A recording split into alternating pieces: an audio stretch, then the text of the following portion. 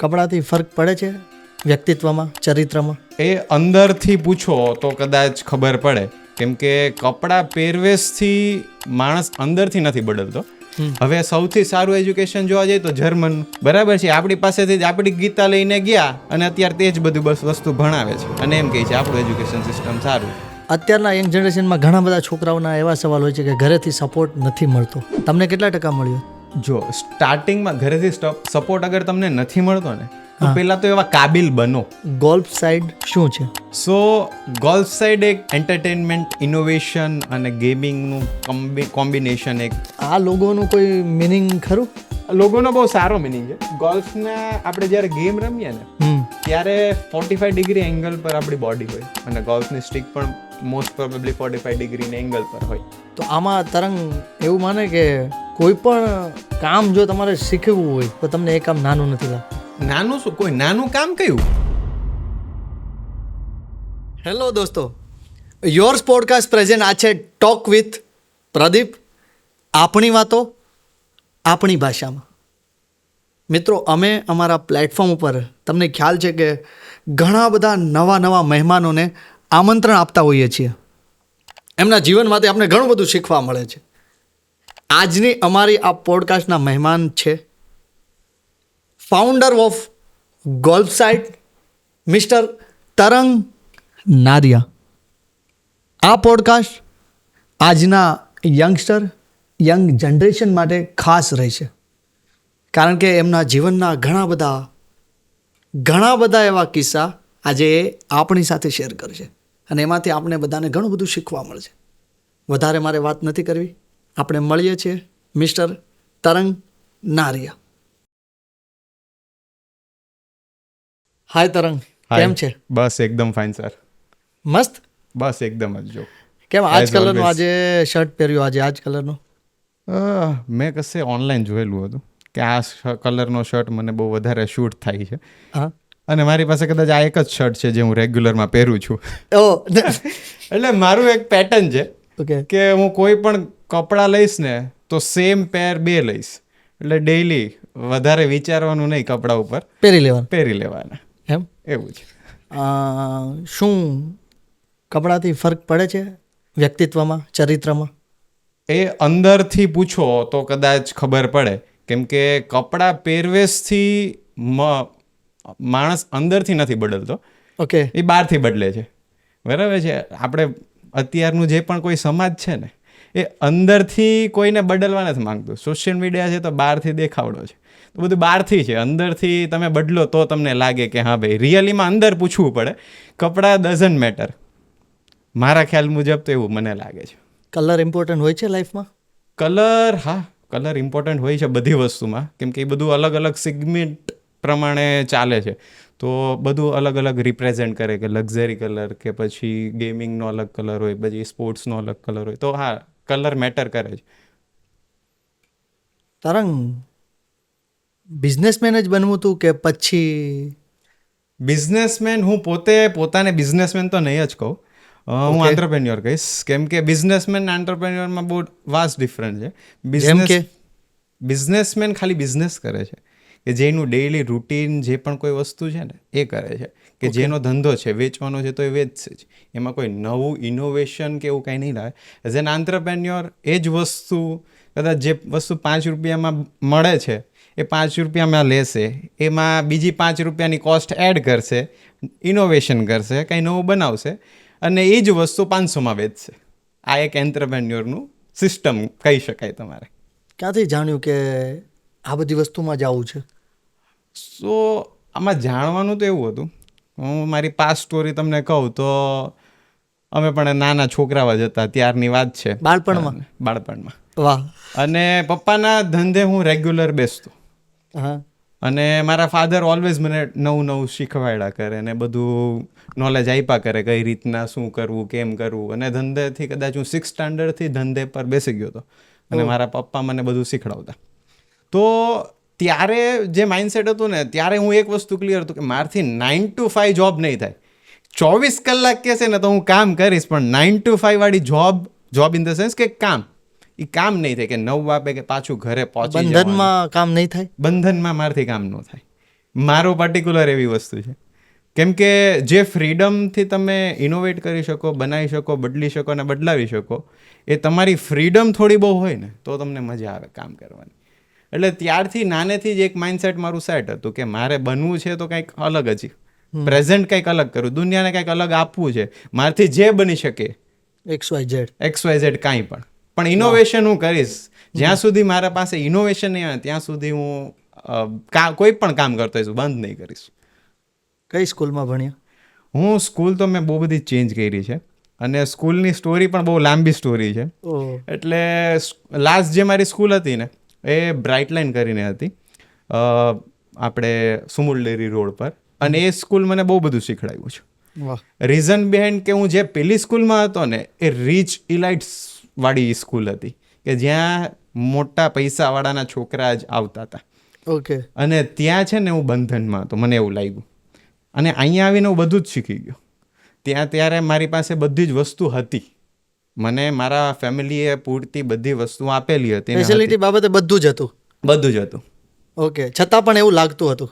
હા, પણ હું જ્યારે આ સ્કૂલમાં આવ્યો ને ત્યારે હું આખો ચેન્જ થઈ ગયો કે માણસ કેમ કે એ સ્કૂલમાં કોઈ એવું રીચ પબ્લિક કોઈ નહોતું. અને જેટલું બી પબ્લિક હતું ને એ મારા ફ્રેન્ડ સર્કલ એ ઝૂંપડપટ્ટીવાળા. હું ઝૂંપડપટ્ટીમાં ગયો છું, હું ત્યાંથી સાયકલ લઈને પસાર થયો છું અને ત્યારે મને ડિફરન્સ ખબર પડી. અને મારા ફેમિલીએ કોઈ દિવસ ડિફરન્સ આ નથી શીખડાવ્યો, માણસમાં તારે ડિફરન્સ કરવો, પૈસા હોય તો આવું વ્યવહાર કરવો ને પૈસા ન હોય તો આવો, એવો ડિફરન્સ નથી શીખડાવ્યો. એટલે કદાચ એ બધા મારા ફ્રેન્ડ્સ બની શક્યા. 100%. અને એમાંથી મને બહુ બધું જાણવા મળ્યું, જે હું આખો માણસ જ બદલાઈ ગયો, મને એવું લાગ્યું. આખો પર્સપેક્ટિવ ચેન્જ થઈ ગયો. કેમ કે પેલું કેવું પેલું ઉંદેડાની જેવું આમ કમ્પ્રેસ થઈને રહેતો અને એવું આખું લાઈફ હતું. મને એમ કે મારી આગળની લાઈફ કેવી જશે ખબર નહીં, કેમ કે હું સ્પોર્ટ્સ સિવાય બીજો કોઈમાં માસ્ટર હતો નહીં. એ પણ કેમાં? સ્પોર્ટ્સ કઈ? એવરી સ્પોર્ટ્સમાં હું ફર્સ્ટ જ હોય મારી સ્કૂલમાં. ફૂટબોલ ત્યારે અમારે રમાતું નહીં. હા, ક્રિકેટમાં મને બેટિંગ નથી ફાવતી પર્સનલી, બોલિંગમાં પણ કેપ્ટન હું જ હોઉં. બસ થઈ જાય બધું. અરે વોલીબોલ છે, પછી રનિંગ, કોઈ પણ રનિંગની ગેમ હોય એમાં, હોર્સ રાઇડિંગ છે, સ્વિમિંગ છે, આ બધામાં કોઈ પણ સ્પોર્ટ ઇન્ટરેસ્ટ ખરો. હા, પહેલેથી. અને એના લીધે જ મારા સારા માર્ક્સ આવતા. કેમ કે ભણવામાં તો હું પોતે મારી સેલ્ફ હું તમને કહું તો ડફોડ માણસ. કેમ કે મને એટલું ભણવામાં ઇન્ટરેસ્ટ હતો જ નહીં ડે 1 થી. એટલે બધું ચડાવ પાસ હું બધામાં અત્યાર સુધી મને ચડાવ પાસ જ કરેલો છે. હા, સારું ને, સ્કૂલની આપણે હેલ્પ લેવી જરૂરી છે. હા, સ્કૂલિંગમાં છે ને તમે બહુ બધું શીખી શકો. 100%. અને અત્યારનું તો આઈ ગેસ એજ્યુકેશન સિસ્ટમ આખું ચેન્જ થઈ ગયું છે. બ્રિટિશ આવ્યા એ જે ચેન્જ કર્યું ને, પણ જ્યારે આપણે મોટા થયા ને પછી ખબર પડી કે આપણે જે એજ્યુકેશન સિસ્ટમ છે ને એ તો ગધા મજૂરીવાળું એજ્યુકેશન સિસ્ટમ થઈ ગયું છે. અને આપણે ગધા મજૂરી જ કરીએ છીએ, બરાબર છે. ના તો એમાં લાઈફનું કોઈ વસ્તુ શીખડાવે છે કે તમારે લાઈફ કેમ છે, ધંધો કેમ કરવો એ નથી શીખડાવતા, બરાબર છે. આલ્ફા બીટા ગામા કોને કામ આવશે? જે રેન્કર છે અને જેને ઇનોવેટ કરવું છે એને કામ આવશે, બાકી માને તો કામ નથી આવ્યું, બરાબર છે. એટલે એ વસ્તુ છે ને એક પ્રોસેસ થઈ ગઈ છે. અને એ જ અત્યારે કદાચ તમે જોવો છો તો એ ચાલતું આવે છે. તમે જેને જોશો એ બહાર જાય છે. રીઝન એમ કહે છે કે બહારનું એજ્યુકેશન સારું છે. હવે સૌથી સારું એજ્યુકેશન જોવા જઈએ તો જર્મનનું, બરાબર છે. આપણી પાસેથી જ આપણી ગીતા લઈને ગયા અને અત્યારે તે જ બધું બસ વસ્તુ ભણાવે છે અને એમ કહે છે આપણું એજ્યુકેશન સિસ્ટમ સારું. આપણી પાસે હોવા છતાં આપણે લાલ કપડામાં વીંટીને મૂકેલી છે ગીતાને અને કોઈ દિવસ વાંચતા નથી. કે મને એવું પર્સનલી ફીલ થાય કે ગીતાને કદાચ તમે કોઈ પણ પાનું ખોલીને જોશો ને, તમારો કોઈ પણ પ્રોબ્લેમ સોલ્વ થશે ને થશે.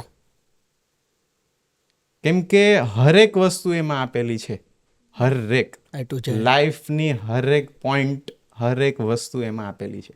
અને હું પર્સનલી એ ફોલો કરું છું અને મને રિઝલ્ટ મળેલા છે. આ જે પણ અત્યાર સુધી મેં સક્સેસ મેળવી છે અને કદાચ આગળ સક્સેસ મેળવીશ, એ જે હું તમને કીધું ને આગળ સક્સેસ મેળવીશ, જે કોન્ફિડન્સ છે ને એ ગીતાના લીધે છે. તમારા જીવનમાં કેટલા ટકા શ્રીમદ ભગવદ્ ગીતાનો ફાળો રહ્યો? હું 100% જ કહું. કેમ કે એના લીધે જ હું આગળ વધી શક્યો છું. નકર તો હું કદાચ કોઈ કોર્નર પર બેસો અત્યારે નોર્મલ, ના તો મને કોઈ ઓળખતું હોતે અને ના તો મારામાં કાંઈ ઇનોવેશન હોત. 100%. એટલે એ ગીતાના લીધે જે મને કોન્ફિડન્સ મળ્યો છે, ગીતાના લીધે તે જે મને ચેન્જ મળ્યો છે, એ ગીતાના લીધે. અને મારા ફેમિલી પહેલેથી જ એ વસ્તુ મને આપી છે કે ગીતાને આ વસ્તુ તું ઇમ્પ્લિમેન્ટ કરીશ ને તો તું આગળ વધી શકીશ. એટલે સૌથી મોટો ફાળો જે મારા ફેમિલીએ મને આપ્યો ને, બીજું મારે જાયદાદ કે કાંઈ નથી જોતું, પણ જે વસ્તુ મને આ ગીતા આપી ને એ હરેક પેરેન્ટ્સને આપવી જોઈએ એના છોકરાને, મને એવું લાગે છે. તો ગીતાનો કયો શ્લોક જે લાઈફમાં બહુ જ કરી ગયો કે હા ઓકે? શ્લોક તો એ ગીતાનો શ્લોક નથી, પણ એ બીજો એક શ્લોક છે. સનિક પંથા સનિક કંથા સનિક પર્વત મસ્તકે સનિક વિદ્યા સનિક વિત્તમ પંચેકતાની શને શને. જિંદગીમાં લાઈફમાં 5 વસ્તુ ધીરે ધીરે કરવી. રોડ જે કાપવો ને એ ધીરે ધીરે કાપવો, પર્વત ચડવો એ ધીરે ધીરે ચડવો, સોય દોરો આપણે કરીએ ને, એ સોયમાં આપણે ધાગો કરીએ એ ધીરે ધીરે પરવો, ફટાફટ પરવે તો વાગી જાય. બરાબર છે. વિદ્યા મેળવવી, આપણે 10-12 12th પાસ કરીએ ને એની પછી કોલેજ ને આ બધી વસ્તુ પ્રોસેસમાં 1 વર્ષે એક જ પાસ થાય, રાઈટ? તો એ ધીરે ધીરે વિદ્યા મેળવવી, એ પણ ધીરે ધીરે મેળવવી, રાઈટ? અને પૈસા વિત્ત એ કમાવું, એ પણ ધીરે ધીરે કરવા. એટલે આ 5 વસ્તુ છે ને પેશન્સ શીખવાડે છે તમને, કે લાઈફમાં તમારે સૌથી વધારે પેશન્સ હોવું જોઈએ, અને આ જ વસ્તુ તમને આગળ લઈ જઈ શકે. એમાં એક બહુ સારું સર્વે હતું, હું તમને યાદ આવે તો કદાચ તમને ખ્યાલ હોય તો, એક ટ્રેન બ્લાસ્ટ થયો હતો ઇન્ડિયામાં. એક ટ્રેન બ્લાસ્ટ થયો હતો, ખાસો ટાઈમ પહેલાંની વાત છે. હવે ટ્રેન બ્લાસ્ટમાં છે ને બહુ બધા માણસો ડેડ થઈ ગયા હતા, અને જે રેગ્યુલર એનો સર્વે કરેલો હતો કે જે રેગ્યુલર ટ્રેન પકડે છે ને એ માણસોને ગોતીને એને પૂછ્યું કે આ વસ્તુ તમે બ્લાસ્ટમાં નહોતા, મતલબ ઇન્વોલ્વ નહીં, શું કહેવાય, બ્લાસ્ટમાં નથી ગયા, તો તમે એનો પાછળ રીઝન શું, તમે એ દિવસે કેમ નહોતા ગયા? કેમ કે તમે ડેઈલી. એટલે એને એમ કીધું કે મારો કોઈનો આલારામ મોડો વાગ્યો, કોઈ એમ કીધું મારું ચંપલ તૂટી ગયું, સિલાઈ કરવા ગયો, કોઈને એમ કીધું કે મારું બીજું કોઈ વસ્તુ પેન્ડિંગ થઈ ગઈ, મારા છોકરાએ પાણી ધોડી દીધું, કોઈ બીજી કઈ મલ્ટિપલ રીઝન આપી દીધા પોતપોતાના. એમાં એક જ વસ્તુ જાણવા મળી કે અગર એ જો રેગ્યુલર જતે તો કદાચ મળી જતે, બરાબર છે, અને રેગ્યુલર નથી ગયા ને, અને આ બધી વસ્તુ છે ને ભગવાને કરી છે એને બચાવવા માટે, નકર તો એ ત્યાં જ બ્લાસ્ટમાં મરી જતે ને. એટલે ક્યારેક કોઈક વસ્તુ છે ને નો થાય ને તો એમ નહીં વિચારવાનું કે ન થયું આપણું, એની પાછળ બહુ સારી આપણું હોઈ શકે, બરાબર છે. તો કદાચ આપણે એમ લાગે અત્યારે તાવ આવ્યો કે ચાલો મને જ તાવ આવ્યા કરે છે, મને જ આવું થાય છે, બરાબર છે. એ પ્રોસેસ ભગવાન કરે છે, એને ખબર છે કઈ રીતના કરવું ને કેમ કરવું. કદાચ બહુ મોટું તમને કંઈક ઇન્જરી થઈ શકતી હતી ને એ તમે અત્યારે તાવમાં નીકળી ગઈ, એ પણ બચી ગયા તમે. હા, એટલે કોઈ પણ વસ્તુ પ્રોસેસ થતી હોય ને તો એને પોઝિટિવ વેમાં લેવી જરૂરી છે. હા, તમે પોઝિટિવ વેની વાત કરો છો તો પોઝિટિવ અને આજનું યંગ જનરેશન ડિસિઝન સપોર્ટની વાત કરીએ તો અત્યારના યંગ જનરેશનમાં ઘણા બધા છોકરાઓના એવા સવાલ હોય છે કે ઘરેથી સપોર્ટ નથી મળતો. તમને કેટલા ટકા મળ્યો? જો સ્ટાર્ટિંગમાં ઘરેથી સપોર્ટ અગર તમને નથી મળતો ને તો પહેલા તો એવા કાબિલ બનો કે સપોર્ટ મળે. એના માટે એટલું કાબિલ હોવું જોઈએ કે હા, કોઈ પણ મા બાપ છે ને, મા બાપને કદાચ તમે એક સવાલ પૂછશો ને કે તમારું પર્ટિક્યુલર રોલ શું છે, પર્ટિક્યુલર મા બાપનો રોલ શું છે, તો એમને પણ આઈડિયા નથી શું રોલ છે. એકવાર તમે તમારા પેરેન્ટ્સને પૂછજો, કોઈને પણ, એમને આઈડિયા નથી, પણ એ પ્રોસેસને છે ને એક્સેપ્ટ કરીને તમને બેસ્ટ લાઈફ આપવાની એની ફરજ એ નિભાવે છે, એ કરે છે, રાઈટ? તો સપોર્ટ એ તમને આપે છે. હવે નાનેથી મોટા કરે તો તમને શું કંઈ મરી દેવા દેશે? એવી ઘણી બધી મુશ્કેલી આવી જ છે ને. એમને નહીં આવી હોય. આપણે નાના હતા, આપણે રડતા હતા તો પણ એને એની આખી રાત, બરાબર છે, બગાડીને તમને સુવડાવતા હતા, તો શું તમને સપોર્ટ ન કરે? સપોર્ટ 100% કરશે, પણ એવા કાબિલ આપણે બતાવવું પડશે કે હા આ કાબિલ હું છું. 2 રૂપિયા કમાઈને બતાવો તમે તમારા પેરેન્ટ્સને, તમે ઓટોમેટિક સપોર્ટ કરશે પેરેન્ટ્સ કે હા આટલો તો કાબિલ છે. તો પેરેન્ટ્સમાં પણ છે ને 3 ટાઈપના અલગ અલગ પેરેન્ટ્સ છે, મને એવું પર્સનલી લાગે. જેમ કે એક પેરેન્ટ્સ એવા હોય કે જે બધું જ હાથમાં આપી દે છોકરાઓને, બરાબર છે, અને એ લોકોને ઓવર પેમ્પર કરી દે, બરાબર છે, પૈસા આપી દીધા, આ આપી દીધું, એક તમે ને મને કદાચ કોઈ દિવસ પોકેટ મની નહીં આપી હોય, અત્યારે એ બહુ વધારે છે પોકેટ મની. આપણે કહેવા જઈએ તો કે એ શું? એ શું છે? હે, આપણે 5-5 રૂપિયા ને 2-2 રૂપિયાની પેપ્સી પીને કામ ચલાવ્યું છે. અને મેં પણ પર્સનલી ચલાવ્યું છે. 2 રૂપિયામાં પેપ્સી પીતા ને આખું વસ્તુ હતી. તો એક પેરેન્ટ્સ હોય કે જે ઓવર પેમ્પર કરે એના ચાઇલ્ડને, અને એ ચાઇલ્ડ છે ને એટલું સક્સેસ ના મેળવી શકે, અને પછી બ્લેમ કરે પેરેન્ટ્સને. બરાબર છે. હવે બીજું જે પેરેન્ટ્સ છે ને એ પેમ્પર તો કરે જ છે, એ બધી વસ્તુ આપે પણ છે, પણ એના સિવાય એ લોકો એમ કહે છે કે ગો વિથ ધ ફ્લો, એને જવા દો, જેમ કરે છે એમ કરવા દો. એને કદાચ જે પણ કોઈ મુશ્કેલી આવશે ને તો એ જોઈ તો ખરા આપણે કે કેટલું સફર કરી શકે છે. બરાબર છે. એ બીજા ટાઈપના. ત્રીજું ટાઈપનું પેરેન્ટ્સ છે ને એ તમને આપશે નોર્મલ ફેસિલિટીઝ ને બધું આપશે. બરાબર છે. તમારે લેવું હશે કદાચ લઈ પણ આપશે, મોડું લઈ આપશે. બરાબર છે. અને બીજું કે એ ઓવર પેમ્પર નહીં કરે, તમને ગો વિથ ધ ફ્લો આપશે કે હા કરવા દો જેમ કરે છે એમ, અને 2-4 દુઃખ હજી વધારાના આપશે કે આ સસ્ટેન કરી શકે છે કે નહીં, જીવી શકે, મતલબ કોઈ બી લાઈફમાં ફ્યુચર માટે એ કરી શકે એમ છે કે નહીં. હવે એ જે પેરેન્ટ્સ છે ને, પેરેન્ટ્સને સમજવું જોઈએ કે મારે છે ને 3rd ટાઈપનું બનવું જોઈએ. તો મારા કદાચ દીકરાને છે ને કોઈ પ્રોબ્લેમ નહીં આવે, કે મારી દીકરીને કોઈ પ્રોબ્લેમ નહીં આવે લાઈફમાં. એટલે આ 3 ટાઈપના પેરેન્ટ્સ હોય છે. હવે તમારા પેરેન્ટ્સ કઈ ટાઈપના છે એ આપણે જોવું પડે કે કઈ ટાઈપના. મને મારા પર્ટિક્યુલર હું એમ કહું કે 3rd ટાઈપનું મારા પેરેન્ટ્સ છે, અને મેં જોયું પણ છે. હર વખતે હર સમયે સમજ્યા પણ મેં એને સમજાવ્યા કામ કરીને. એને ખબર હતી કે કરી શકે છે, અને એને મને બૂસ્ટ પણ કર્યો છે હરેક વસ્તુ પર, અને પછી જ હું અહીંયા પહોંચ્યો છું. એટલે એનો સૌથી 100% કદાચ તમે કહી શકો કે એનો બેક સપોર્ટ મને છે જ, પણ બેક સપોર્ટ પાછી મને એટલા પેઇન્સ પણ આપેલા છે કે જેને હું સસ્ટેન કરતો આગળ વધ્યો છું. હું એક નાનું એક્ઝામ્પલ આપીશ તમને આના, અને મારી પર્સનલ લાઈફનું. મારા ફાધરે મને 3 વાર કીધું હતું કે દીકરા તું આ જે ગાડી ચલાવે છે ને, ત્યાં એ જે રસ્તો છે ને એ તું સંભાળીને ચલાવજે, ત્યાં કદાચ તારી ગાડી સ્લીપ થશે. અને હું ઓવર કોન્ફિડન્સ હતો. ના પપ્પા કાંઈ નહીં થાય, હું છું ને, જોઈ લઈશ. ના પપ્પા કાંઈ નહીં થાય. 3 વાર એને મને કીધું. આપને તો ખબર જ હોય બધી. હા, અને આપણે તો બધી ખબર જ હોય. બહુ જૂની વાત છે, કદાચ હું 15 વર્ષનો હોઈશ, બરાબર છે. ત્યારે ઈઓ બાઇક, લાઇસન્સ વગરની ઈઓ બાઇક હતી ત્યારે એ ટાઈમે. એટલે મને ખ્યાલ હતો, એટલે એ કે કાંઈ વાંધો નહીં ચલાવો, કે જા વાંધો નહીં. એટલે હું ગયો, અને રિટર્ન આવતો હતો ને, અમારી શોપની સામે જ એને મને કીધું હતું આ જ જગ્યાએ ધ્યાન રાખજે, સ્ટન મારવામાં સ્લીપ ખસે. અને ગાડી સ્લીપ મારી, અને હું પડી ગયો ને, પણ એ મને ઉપાડવા નથી આવતા. હું સામે ઊભો, એ મારા સામે ઊભા છે, જોવે છે, આખો સીન જોયો, એ ઉપાડવા ના આવ્યા. હવે ત્યાં જેટલા બી માણસો હતા ને એ ઉપાડવા ગયા ને, એ ઉપાડતો નહીં એને, મારો દીકરો છે, તારો દીકરો નથી, સાઈડમાં આવ્યો છે. કોઈ મને ઉપાડવા ન, જાતે ઊભો થયો અને જાતે ત્યાં ગયો. અંદરથી જે હું રડતો હતો ને કે મારો બાપા મને ઉપાડવા નહીં આવ્યા, મારા પપ્પા મને ઉપાડવા નહીં આવ્યા, અંદરથી જે પેલું પેઇન થતું ને, અને આવીને મને ફટ દેરાનો લાફો માર્યો કે મેં તને 3 વાર કીધું હતું. હવે તને 3 વારમાં ન ખબર પડે તો એ તારી ભૂલ છે, મારી ભૂલ નથી. પપ્પા અમને પ્રેક્ટિકલ અનુભવ થાય ને તો જ અમને ખબર પડે. એટલે આ જે પેન છે ને એ અંદરથી આપ્યું, અને ગમે ત્યારે કાંઈ પણ વસ્તુમાં કદાચ આપણે થશે ને તો આપણે એની પાસે નહીં જશું. આપણે સમજવાનું છે કે આપણે શું લાઈફનું એક લેસન મળ્યું ને. Exactly right. નાવ તમને બધાને એવું હશે કે આખા બેકગ્રાઉન્ડમાં અમુક પ્રોપર્ટી દેખાય છે, અને એની પરથી ઘણા સવાલ હશે કે શું હશે શું નહીં. ગોલ્ફ સાઇડ શું છે?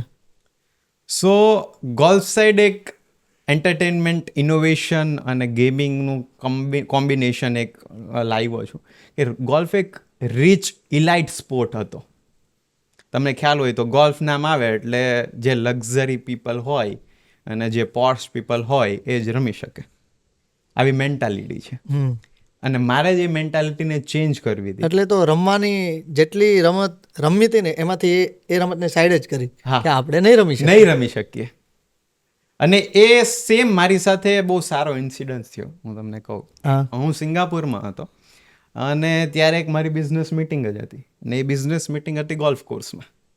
ઓકે. તો ગોલ્ફ કોર્સમાં હું ગયો અને વાતચીત ચાલુ હતી, મીટિંગની વાતચીત. કેમ કે બધા છે ને જે પણ મોટા બિલ્ડર્સ હોય કે ત્યાંના કે મોટા રીચ પીપલ કોઈ પણ હોય ને, તો એ ગોલ્ફ રમતા રમતા બિઝનેસ ટોક કરે. એટલે એનું બે કામ થઈ જાય, હમ. બિઝનેસ પણ થઈ ગયો, બરાબર છે, વાતચીત પણ થઈ ગઈ ને ગોલ્ફ ગેમ રમાઈ ગઈ. એટલે એન્ટરટેનમેન્ટ સાથે 2-3 વસ્તુ, હા, બરાબર છે. તો તમે જોયું તો કોફી માટે કોફી પર મળતા હોય ને એવી રીતના. તો ત્યારે છે ને મારે ગેમ રમવી હતી, મને અંદરથી પેલો કીડો હતો કે મારે રમવી છે. અને ત્યારે છે ને મેં એને કીધું મારે રમવી છે, હું રમી શકું. એટલે ત્યારે મને ના પડી કે તમે મેમ્બર નથી ને તો તમે નહીં રમી શકો. તમે મેમ્બર હોય તો જ રમી શકો. મેમ્બર હોય તો જ રમી શકો. એટલે આ મેં પાછી કીધું, ગેમ મેમ્બરશિપ વાળી પણ છે. હા, એટલે મેમ્બર હોય તો જ રમી શકે. એટલે મેં પૂછ્યું મેમ્બરશિપનો કોસ્ટ શું છે? એટલે કે 30 લાખ રૂપિયા. મારું તો ઘડીક ધબકારા વધી ગયા. 30 લાખ રૂપિયા મારે ખાલી રમવા માટે હું તને પે બિઝનેસ કરું? ઉભો થઈ જાય આખો. એક્ઝેક્ટલી. તો 30 લાખ રૂપિયા મેં કીધું. એટલે ત્યારે ગુજરાતીના છે ને ટ્રિગર થઈ જાય, ખબર તમને ખ્યાલ હોય તો. આપણે ગુજરાતીને કોઈક ના પાડી દઈ ને એક સેટિસ્ફેક્શન ન મળે જ્યાં સુધી એને કંઈ કરી ન બતાવીએ ને ત્યાં સુધી. કે તે કહી દીધું મને. તે મને કઈ કેમ દીધું. એટલે ઈગો વેમાં નહીં, પણ મને રમવું જ હતું અને કરવું જ હતું. એટલે પછી ત્યારે હું એને કહીને આવ્યો, એમાં મેનેજર હતો ને, કે હું એકવાર ગોલ્ફ રમીશ, હું કાંઈક તો કરીશ અને હું તને બોલાવીશ. ત્યાર પછી મેં એક સર્વે કર્યું કે ઇન્ડિયામાં એવું કેટલું પબ્લિક છે કે જેને ગોલ્ફ રમવું છે અને નથી રમી શકતા.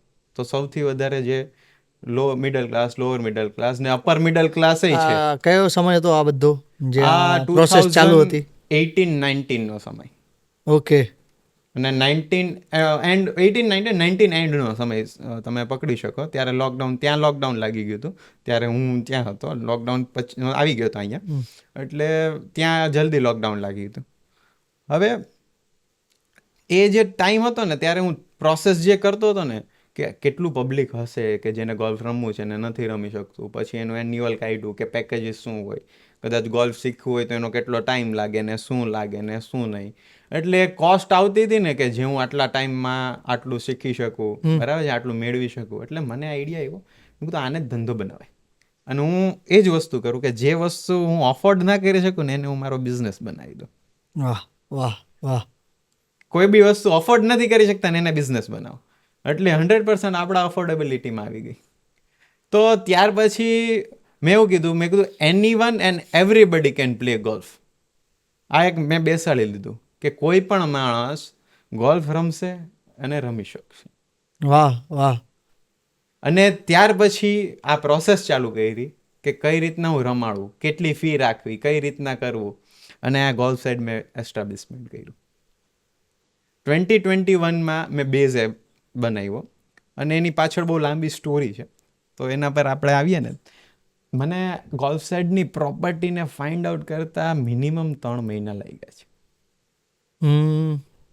અને 3 મહિનામાં જ્યારે હું પહેલી વાર આપણે દલાલને મળ્યા ને, પ્રોપર્ટી જે પણ ડીલ કરતા હોય એને મળ્યો ને, એટલે એને એવું કીધું, એટલે એના માઇન્ડમાં એવું છે કે આ નાનો છોકરો શું એ શું કરી લેવાનું એમ.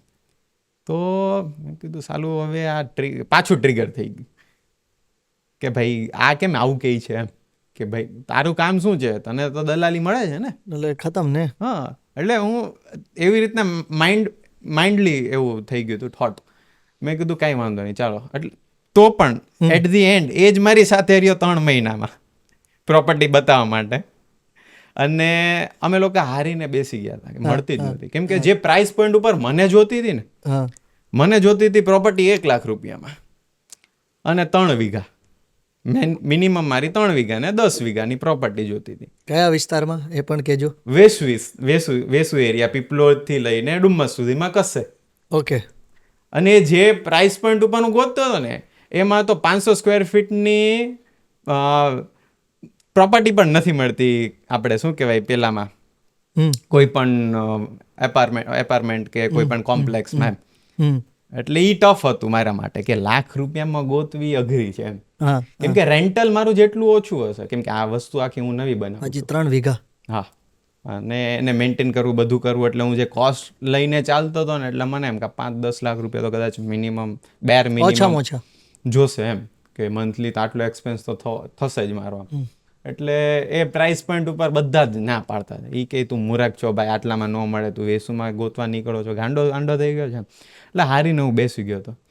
અને એક ભાઈ, અમે લોકો ડિસ્કશન કરતા હતા, ચા પીતા હતા ને ડિસ્કશન કરતા હતા કે ભાઈ ક્યાં પ્રોપર્ટી ક્યારે મળશે હવે. એટલે આમ એન્ડ મોમેન્ટ આવી ગયો હતો, હવે ક્યારે થશે બધું એમ.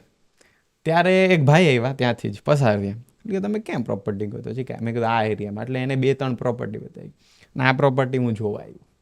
આ પ્રોપર્ટી જ્યારે જોવા આવ્યો ને ત્યારે અંદર ગાય અને મોર બંને હતા. એટલે આપણા જે કલ્ચરમાં કહેવાય ને, ગાય અને મોર સૌથી બેસ્ટ વસ્તુ અગર તમારી પ્રોપર્ટીમાં હોય. અને એ ગાય ક્યાંથી આવી, કેમ આવી મને નથી ખબર, પણ 3 દિવસ સુધી એ ગાય અંદર જ હતી. અને જ્યારે મેં ગેટ ખોલ્યો ને ત્યારે એ ગાય બહાર નીકળી. અને એની જે ઓનર હતી એ ભાઈ આવ્યા ને કે હું 3 દિવસથી ગોતતો મને ક્યાંય નહોતી મળતી. ઓહ, એટલે કાંઈક સિગ્નલ હતું, હું કહી શકું કે સાથે છે. કે સાથે છે ભગવાન. સાથે નથી, મારી આગળ છે. વાહ વાહ વાહ. સ્ટેરિંગ જે ચલાવે છે ને એ ભગવાન ચલાવે છે. એ બહુ સારી વસ્તુ છે. આપણે છે ને શું કરીએ, કોઈ પણ જ્યારે મુશ્કેલી આવે ને ત્યારે ભગવાન હરેક વસ્તુમાં. અને પછી ક્યાંય નહીં. મુશ્કેલી આવે ને ત્યારે પાછળ જોઈને ભગવાન મારી હેલ્પ કરજો એમ. પણ ભગવાનને પાછળ શું કામ રાખ્યા? ડ્રાઇવિંગ સીટ પર બેસાડ. ગીતામાં પણ, મહાભારતમાં પણ અર્જુન કેમ જીત્યા? સ્ટેરિંગ એના હાથમાં આપી દીધું હતું. ભગવાનના હાથમાં સ્ટેરિંગ હતું ને. તો આપણે શું ભૂલ કરીએ છીએ? આપણે સ્ટેરિંગ રાખવું છે. અત્યારનું જે પણ જનરેશન ને જે પણ કોઈ છે ને, આપણે એમ કહીએ મારે કરવું છે, હું કરીશ, હું બનાવીશ, હું એ હું ને કાઢીને મારા ભગવાન બનાવશે. અગર એને સાથે લઈને ચાલશું ને તો તમે અપરંપાર, તમારું કોઈ વસ્તુ નહીં અટકે. હીરાનું તમને ખબર જ હશે કે હીરો ક્યારે હીરો બને, એની વેલ્યુ ક્યારે વધે. પથ્થર હોય તો એની વેલ્યુ એટલી નથી હોતી ને. પથ્થર જ્યારે ઘસાય છે ત્યારે હીરો બને જ્યારે છે. ઘસાય છે ને, જે પ્રોસેસ કરે છે એની પછી, બરાબર છે ભાઈ, પ્રોસેસ કરવાવાળો જે રત્ન કલાકાર જે પ્રોસેસ કરે છે ને, એ રત્ન કલાકારનું આર્ટ છે. એ હીરાનો ભગવાનની રત્ન કલાકાર છે. અને ત્યારે એ વસ્તુ જ્યારે કરોડોમાં વેચાય છે ને, ક્યારે વેચાય? એટલે ભગવાન છે ને તમને ઘડે જ છે. તમે માટીમાં મિક્સ થઈ જાઓ પછી એ માટીનું માટલું બનશે. પણ માટલું બનવા પહેલા અંદરથી તો હાથ રાખે જ છે અને ઉપરથી ઠપ ઠપ ઠપ ઠપ મારે છે. એ જે મીઠો માર છે ને, એ લાગે તો છે પણ એ ભગવાન જ મીઠો માર આપે છે. પાકા પણ થઈ રહ્યા છે અને અંદરથી તો આપણે પાકાર થઈ જ રહ્યા છે. વાહ વાહ. એટલે પ્રોસેસ આખી છે અને ભગવાન જ કરે છે, એ હું નથી કરતો. એ હું જ્યારે નીકળશે ને ત્યારે એ માણસ બદલી શકે. અને મને પણ પહેલાં હતું એવું નથી કે હું આ તમને કહું છું અને કેવા આવે, હું પણ પહેલાં એ જ હતું કે હું કરીશ, હું બદલીશ, હું કરીશ. પણ જ્યારે તમારી પાસે આ ફેલિયર્સ ને એ બધું આવે ને ત્યારે તમે આખો ચેન્જ થઈ ગયા. મને લાગે ફેલિયર્સ ને એ બધું જે આવતું હશે ને એ આપણો હું ભાંગવા માટે જ આવતું હશે. એક્ઝેક્ટલી, 100%. અને તમારો હું ભાંગે ને ત્યારથી જ મને લાગે સાચી સફળતા શરૂ થાય છે. એક્ઝેક્ટલી. હવે મેં તમને જે સ્ટોરી કીધી ને, હા, એ સફળતા મળે ક્યારે? કોઈ પણ એનો છોકરો, કોઈ બી મા બાપ હોય એના છોકરાને નીચે તો નહીં જ પાડે ને, બરાબર છે. 10મા માળે હશે તો મારો બાપ મને ધક્કો મારશે નહીં, એ નથી કરવાના. કેમ? ભગવાન શું તમને ધક્કો મારે? એ તમને ધક્કો મારીને પકડવાની જ બેઠો છે. નીચે નેટ પણ એને જ મારી છે. પણ એ મારે છે કે તું એ જેટલી પ્રોસેસ છે ને ઉપરથી નીચે આવતા, એ પ્રોસેસમાં તમને બધું શીખવા મળે છે કે અચ્છા મેં આટલું ગુમાવ્યું, આટલું કર્યું. અને કોઈ બી વસ્તુ છે ને, આપણે ભગવાનને થેન્ક્સફુલ નથી. કોઈ બી વસ્તુ ભગવાન સારી આપે ને તો આપણે થેન્ક યુ નથી કહેતા. આપણે કોઈને બી નાનું મોટું કામ કરી દીધું આપણે એમ કહીએ થેન્ક યુ. કોઈ દિવસ ભગવાનને થેન્ક યુ કીધું? આપણે એને 100 કામ કરી દીધા ને આપણા. 100 નહીં, જે માગ્યું એ આપ્યું છે. હા, તો એને એકવાર એને થેન્ક યુ કીધું? અને કોઈ દિવસ લિમિટ નથી પૂછી કે તમે ખાલી એટલી લિમિટમાં માગો. યુનિવર્સે તમે જેટલી તમારી એક્સપેક્ટેશન છે, તમારા અંદર જેટલું છે ને એટલું માંગો એટલું એ આપવા માટે તૈયાર છે. અને એ અગર જો તમે થેન્ક યુ કહેવાનું ચાલુ કરશો ને, આ હું પર્સનલી ફોલો કરું છું. રાતના મારા મમ્મીએ મને કીધું છે, દીકરા તું છે ને કોઈ બી વસ્તુ તારું કામ થયું હોય આખા દિવસનું, જે પણ કાંઈ પ્રોસેસ થઈ હોય એને ભગવાનને તારે થેન્ક યુ કહેવાનું, કે થેન્ક યુ આ વસ્તુ કરવા માટે. મને માઇન્ડ આપ્યું, શાર્પ માઇન્ડ આપ્યું, તો આટલી વસ્તુ કરાવડાવી મારી પાસે. મેં કરી એમ નહીં, મારી પાસે કરાવડાવી. એ બધી જ વસ્તુ માટે થેન્ક યુ. હું તો એટલી જ હમણાં એક વ્યક્તિને મળ્યો તો એમની પાસેથી મેં આ વાત જાણી. તમે સવારમાં ઉઠો છો ને તમારા બેડ ઉપરથી કે તમારી પથારીમાંથી, તોય તમે થેન્ક યુ કહો. કારણ કે ઘણા લોકો તો સૂતા જ રહ્યા છે, કોઈ દિવસ ઊભા નથી થયા. તમે ઊભા થયા છો, આંખ ખુલ્લી છે ને, તો તમને આજના દિવસનું નવું જીવનદાન મળ્યું છે. એક્ઝેક્ટલી. એકવાર ખાલી થેન્ક્સ યુનિવર્સને કહી દો. યુનિવર્સલ બહુ સારો શ્લોક છે. ત્રિકાળ સંધ્યા તમને કદાચ ખ્યાલ હોય તો, સ્વાધ્યાય પરિવાર. ત્રિકાળ સંધ્યા છે ને બહુ સારી વસ્તુ છે. ઉઠીને જે કરાગ્રે વસ્તે લક્ષ્મી, કરમૂલે સરસ્વતી, કર મધ્યે તુ ગોવિંદ, પ્રભાતે કર દર્શનમ, સમુદ્ર વસને દેવી, પર્વતસ્તન મસલે. એ આખો શ્લોક જે છે ને એ બહુ બધું શીખડાવે છે. સવારમાં ઉઠીને શું કામ દર્શન કરવા જોઈએ. એટલે ત્રિકાળ સંધ્યા તમારી લાઈફ ચેન્જ કરી શકે, પણ એ તમે ફોલો કરો. આપણે છે ને ખરાબ વસ્તુ બહુ જલ્દી એડોપ્ટ કરીએ, ફાસ્ટ. ઇઝી છે કેમ કે ઇઝી છે. કોઈ બી ઇઝી વસ્તુ તમે જલ્દી કરશો, અને જે હાર્ડ પ્રોસેસ છે ને કે જે તમને બદલી શકે એ વસ્તુ આપણે ફોલો નહીં કરી. વાત કરી શકીએ, વેગ ના આપી શકીએ. એટલે થોડુંક કઠણ છે કરવું, પણ એ તમે કરી શકો. તમે એ પ્રોપર્ટી ઉપર તમે ગાય અને મોર જોયો, હા, પછી પ્રોપર્ટીનું શું? એ જ પ્રોપર્ટી લીધી? એ પ્રોપર્ટી રેન્ટ પર, હું તમને કહું તો રેન્ટ પર એમને માટે ડિસ્કશન ચાલુ થયું ને બધું થયું, એટલે સારું એવું રેન્ટ હતું. મેં કીધું મારું બજેટ તો આ છે, અને અત્યારે લોકડાઉનનો પિરિયડ હતો. સારું એવું કેટલું હતું એનું રેન્ટ સારું એવું એટલે 6 લાખ રૂપિયા એમને રેન્ટ આસ્કિંગ હતું. મેં કીધું 6 lakh is quite good amount. મેં કીધું એ નેક્સ્ટ ટુ ઇમ્પોસિબલ કે હું અત્યારે પે કરી શકું. અને પછી પ્રોસેસ થતી ગઈ ને પછી જ્યારે ફાઇનલ ડીલ કરવાયું ને ત્યારે એવું નક્કી કર્યું કે અત્યારે ફર્સ્ટ યર માટે આપણે લોકો 1,50,000 રાખીએ, સેકન્ડ યર માટે પછી આપણે 2 લાખ કરશું, અને થર્ડ યર માટે 2,50,000. એ રીતના અલગ અલગ સેગમેન્ટ. મેં કીધું હા, એ ડીલ સારી છે, બરાબર છે. કેમ કે હું કમાઈશ અને હું કરતો રહીશ તો હું આગળ વધીશ ને હું તમને આપી શકીશ. અને એ પણ ભગવાને મને છે ને બહુ સારા વ્યક્તિ આપ્યા છે. જે પણ મારા ઓનર છે ને પ્રોપર્ટીના, બહુ સારા વ્યક્તિ છે, બહુ જ. એ મને, કેમ કે મારું કોઈ પણ ફેલિયર થયું છે ને તો રેન્ટ તો ચાલુ જ છે ને, તો એ રેન્ટનું આસ્કિંગ એનું નથી. વાંધો નહીં, તું કમા ત્યારે આપજે. એટલે જે પર્સન પણ મને આપ્યો છે ને કે જે મારે જોતું હતું એ રેન્ટ પર આપ્યું, બરાબર છે. અને જે મારી પ્રોસેસ ચાલુ છે એમાં પણ મને હેલ્પ કરે છે, તો એ મારા માટે ભગવાન નથી તો કોણ છે? ભગવાન જ હેલ્પ કરે છે ને મને. નકર તો મારું ડેઇલી રેન્ટ તો ચાલુ જ છે. કદાચ મારું પ્રોપર્ટી ચાલે કે નહીં ચાલે, એ રેન્ટ ચાલુ છે. મારી પ્રોપર્ટીમાં કદાચ કોઈ પણ વસ્તુ થઈ હોય 10 દિવસ માટે, 15 દિવસ માટે કે મહિના માટે બંધ હોય તો રેન્ટ તો મારે આપવાનું છે. પણ એમને ખબર છે કે બંધ છે તો અત્યારે હું નહીં માંગુ, જ્યારે ચાલુ થાય ત્યારે આપશે. તો આ જે મેન્ટાલિટી છે ને એ કોઈનામાં નહીં હોય. કેમ કે બધાને રેન્ટ તો એની પ્રોપર્ટી આપી છે તો એને તો રેન્ટ જોઈએ ને, ટાઈમ ટુ ટાઈમ. એના માટે જ એને આપ્યું છે. પણ આ જે વ્યક્તિ છે ને બહુ ફાઇન. શું તરંગને ગોલ્ફ ગમે છે એટલે એમને આ શરૂ કર્યું?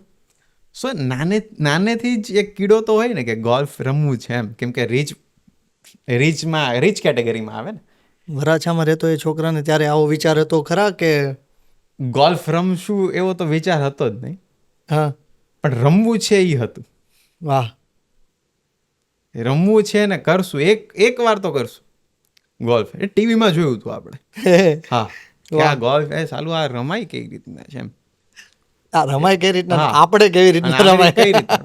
સુરતમાં તમે જોશો તો ક્યાંય ગોલ્ફ કોર્સ જ નથી કે કાંઈ નથી. વડોદરામાં છે તો વડોદરાનું પબ્લિકને કદાચ ખબર હોય, અમદાવાદમાં છે તો અમદાવાદનું પબ્લિકને કદાચ ખબર હોય કે ગોલ્ફનું ને XYZ. સુરતમાં તો છે જ નહીં. અને આમાં આપણે રહેતા વરાછામાં, ત્યારે આપણી પાસે ક્યાં એટલી બધી ટેકનોલોજી કે કાંઈ હતું. હા. આપણે ઓલા કીપેડવાળા મોબાઈલ યુઝ કરતા ને એમાં તો ક્યાં કંઈ હોય. એટલે જે આવ્યું છે આ 5 વર્ષમાં જે પણ કંઈ ગ્રોથ થયો છે કાંઈ પણ 5 વર્ષમાં થયો છે ને એની પછી જે પણ હતું ને કે ભાઈ હા ગોલ્ફ રમવું છે કરી શકું અને મેં તમને કીધું પેલા આગળ પણ વાત થઈ કે જે વસ્તુ હું કરી ન શકું ને આપણે લઈ ન શકીએ ને એને આપણે બિઝનેસ બનાવી દેવાનું. એટલે એ તમારે રમાય પણ બધું વસ્તુ અત્યારે હું રમી પણ શકું, બધાને રમાડી પણ શકું અને ધંધો 3 વસ્તુ મારી પાસે 3 વસ્તુ છે અને સેમ કોસ્ટમાં પાછી. કે કદાચ હું કરોડ રૂપિયા નાખીને શીખવા જાત ગોલ્ફ શીખત અને પછી હું એને સ્પોર્ટ મારો મેઇન સ્ટ્રીમ બનાવત સ્પોર્ટની ને ટાઈમ પ્રોસેસ બહુ લાંબી થઈ જાય. એ જ વસ્તુ મેં 3 વર્ષમાં તો મેં ધંધો બનાવી નાખ્યો અને એમાંથી કમાવા માંડ્યો. હવે મારે જે પણ કરવું હશે કદાચ ગોલ્ફમાં આગળ ફ્યુચર બનાવવું છે તો કરી શકીશ. આનો આ લોગોનું કોઈ મિનિંગ ખરું? લોગોનો બહુ સારો મિનિંગ છે. તો ગોલ્ફના આપણે જ્યારે ગેમ રમીએ ને ત્યારે 45 ડિગ્રી એંગલ પર આપણી બોડી હોય અને ગોલ્ફની સ્ટિક પણ મોસ્ટ પ્રોબેબલી 45 ડિગ્રીના એંગલ પર હોય. જ્યારે આપણે હિટ કરતા હોય ને ત્યારે બેટ જેમ પકડીએ ને એ હિસાબે જ પકડવાનું હોય પણ આમ થોડુંક સ્ટ્રેટ બોડી. તો 45 ડિગ્રી એંગલ છે. આ જે રિપ્રેઝેન્ટ કરે છે ને 45 ડિગ્રી એંગલ છે અને આ જે રિપ્રેઝેન્ટ કરે છે ને એ સ્વિંગ છે. આપણે મારીએ ને એ ડાઉનથી અપ જાય છે, એ આખી સ્વિંગ છે. એટલે આ આખો લોગો એ પ્રમાણે ડિઝાઇન કરેલો છે. તમે ડિઝાઇન કર્યો છે? હા, one of my good friend જે મારો નાનેથી ફ્રેન્ડ છે. શું નામ? હેરી પટેલ કરીને છે. ઓકે. એમને મારો લોગો ડિઝાઇન કર્યો છે. વાહ. શરૂઆતમાં કેટલી વાર જોયો તો લોગો? ડેઈલી. કેમ કે એટ્રેક્ટિવ જ એટલો હતો ને કે મને ગઈમાં જ કરતો કે એક આઈ કેચિંગ લોગો છે એમ. હા. ડેઈલી હું લોગો જોતો અને મારું વોલપેપર હજી એ જ વોલપેપર છે. મારો લોગો જે છે ને એ જ વોલપેપર છે અને કેમ કે પર્સનલી જે વસ્તુ બિલ્ડઅપ કરી હોય ને એ વસ્તુનો ઓરા જ કંઈક અલગ છે એમ. તો પછી તમને આખી ગેમમાં સુરતમાં કેટલા લોકો તમને એવું લાગ્યું કે હવે રમવા આવી રહ્યા છે સતત ને સતત? સો પહેલેથી છે ને એન્ટરટેનમેન્ટ ફિલ્ડમાં તો હું હતો જ અને ફૂડ ઇન્ડસ્ટ્રીમાં હતો. હું ફૂડ કન્સલ્ટન્સી કરતો. ઓકે. તો ખાસા એવા કેફે 30 થી 35 કેફે મેં ઓપન કર્યા છે અમદાવાદ, સુરત અને અલગ અલગ બીજા સ્ટેટમાં. અને ત્યાંથી એન્ટરટેનમેન્ટમાં તો હતો જ એટલે કોઈ એવા કેફેઝ હોય કે જે બોલિંગ ને આ બધું હોય ત્યાં કરતા હોય. ત્યારે ગોલ્ફની પ્રોસેસ ચાલુ હતું ત્યારે કે એની પહેલા? એની પહેલાની વાત છે. ઓકે. તો ત્યારે છે ને ગોલ્ફ કશે હતું જ નહીં. એટલે એક લૂપ હોલ મને લાગ્યો કે ગોલ્ફ નથી, બોલિંગ ને આ બધી ગેમ્સ આવી ગઈ છે. બરાબર છે, આપણે લાસ્ટ 10 વર્ષથી બોલિંગ રમીએ છીએ પણ ગોલ્ફના રિલેટેડ કશું જ નહીં હતું. એટલે મને એવું લાગ્યું કે આ વસ્તુ એક લૂપહોલ તો હતો જ કે કોઈ રમી નથી શકતું. બરાબર છે. અને સુરત એક એવું ટાઉન છે ને આપણું, મારું હોમ ટાઉન તો સુરત જ, મારું બોર્ન એન્ડ બોટઅપ સુરત છે. અને હોમ ટાઉનમાં જે તમે ધંધો બનાવી શકો ને એ તમે બીજે કશે ના કરી શકો. અને સુરતનું પબ્લિક છે ને બધી વસ્તુ નવું કોઈ પણ વસ્તુ હોય ને તો જલ્દી એડોપ્ટ કરતું હતું. પછી એ કેફે હોય કે કોઈ પણ વસ્તુ હોય. એટલે કેફેમાં મેં જોયું કે જલ્દી એડોપ્શન છે. અગર ફૂડમાં એટલું એડોપ્શન જલ્દી હોય તો ગેમ પણ માં એડોપ્શન જલ્દી હોઈ શકે. બરાબર છે. અને ખાસા એવા બીજા બધા એન્ટરટેનમેન્ટના હતા પણ બીજું કોઈ સુરતમાં કરવા લાયક હતું જ નહીં. અને લોકોનો કદાચ આપણે બહાર જવું હોય ને તો આપણે વિચાર કરીએ કે ભાઈ હવે તો સુરતમાં શું છે કરવા લાયક. બોલિંગ તો આપણે રમીને કંટાળી ગયા. 3-3, 4-4 કલાકનું વેઇટિંગ હોય તો ત્યાં મજા નથી આવતી. બરાબર છે. એટલે હવે નવું તો શું છે, નવું કાંઈ નથી સુરતમાં કરવા માટે. કાં તો આપણે કશે બહાર જવું પડે સુરતની બહાર. બરાબર છે. અંદર તો અંદર કંઈ છે નહીં. એટલે મેં કીધું આ એક લૂપહોલ છે કે જે આપણે ક્લિયર પણ કરી શકીએ. જ્યારે હું વિચાર કરતો હતો તો ત્યારે મને લાઇટ થઈ કે હા આ વસ્તુ કરી શકાય અને કરશું તો આ 110% સક્સેસફુલ હશે. કેમ કે ઇનોવેશન છે. એટલા માટે હું સ્ટ્રોંગ બિલીવ હતો એમ કે નહીં થશે તો ખરા જ, નહીં થશે નહીં તો વાત આવી જ નહોતી મારા માઇન્ડમાં કોઈ દિવસ. ઓકે.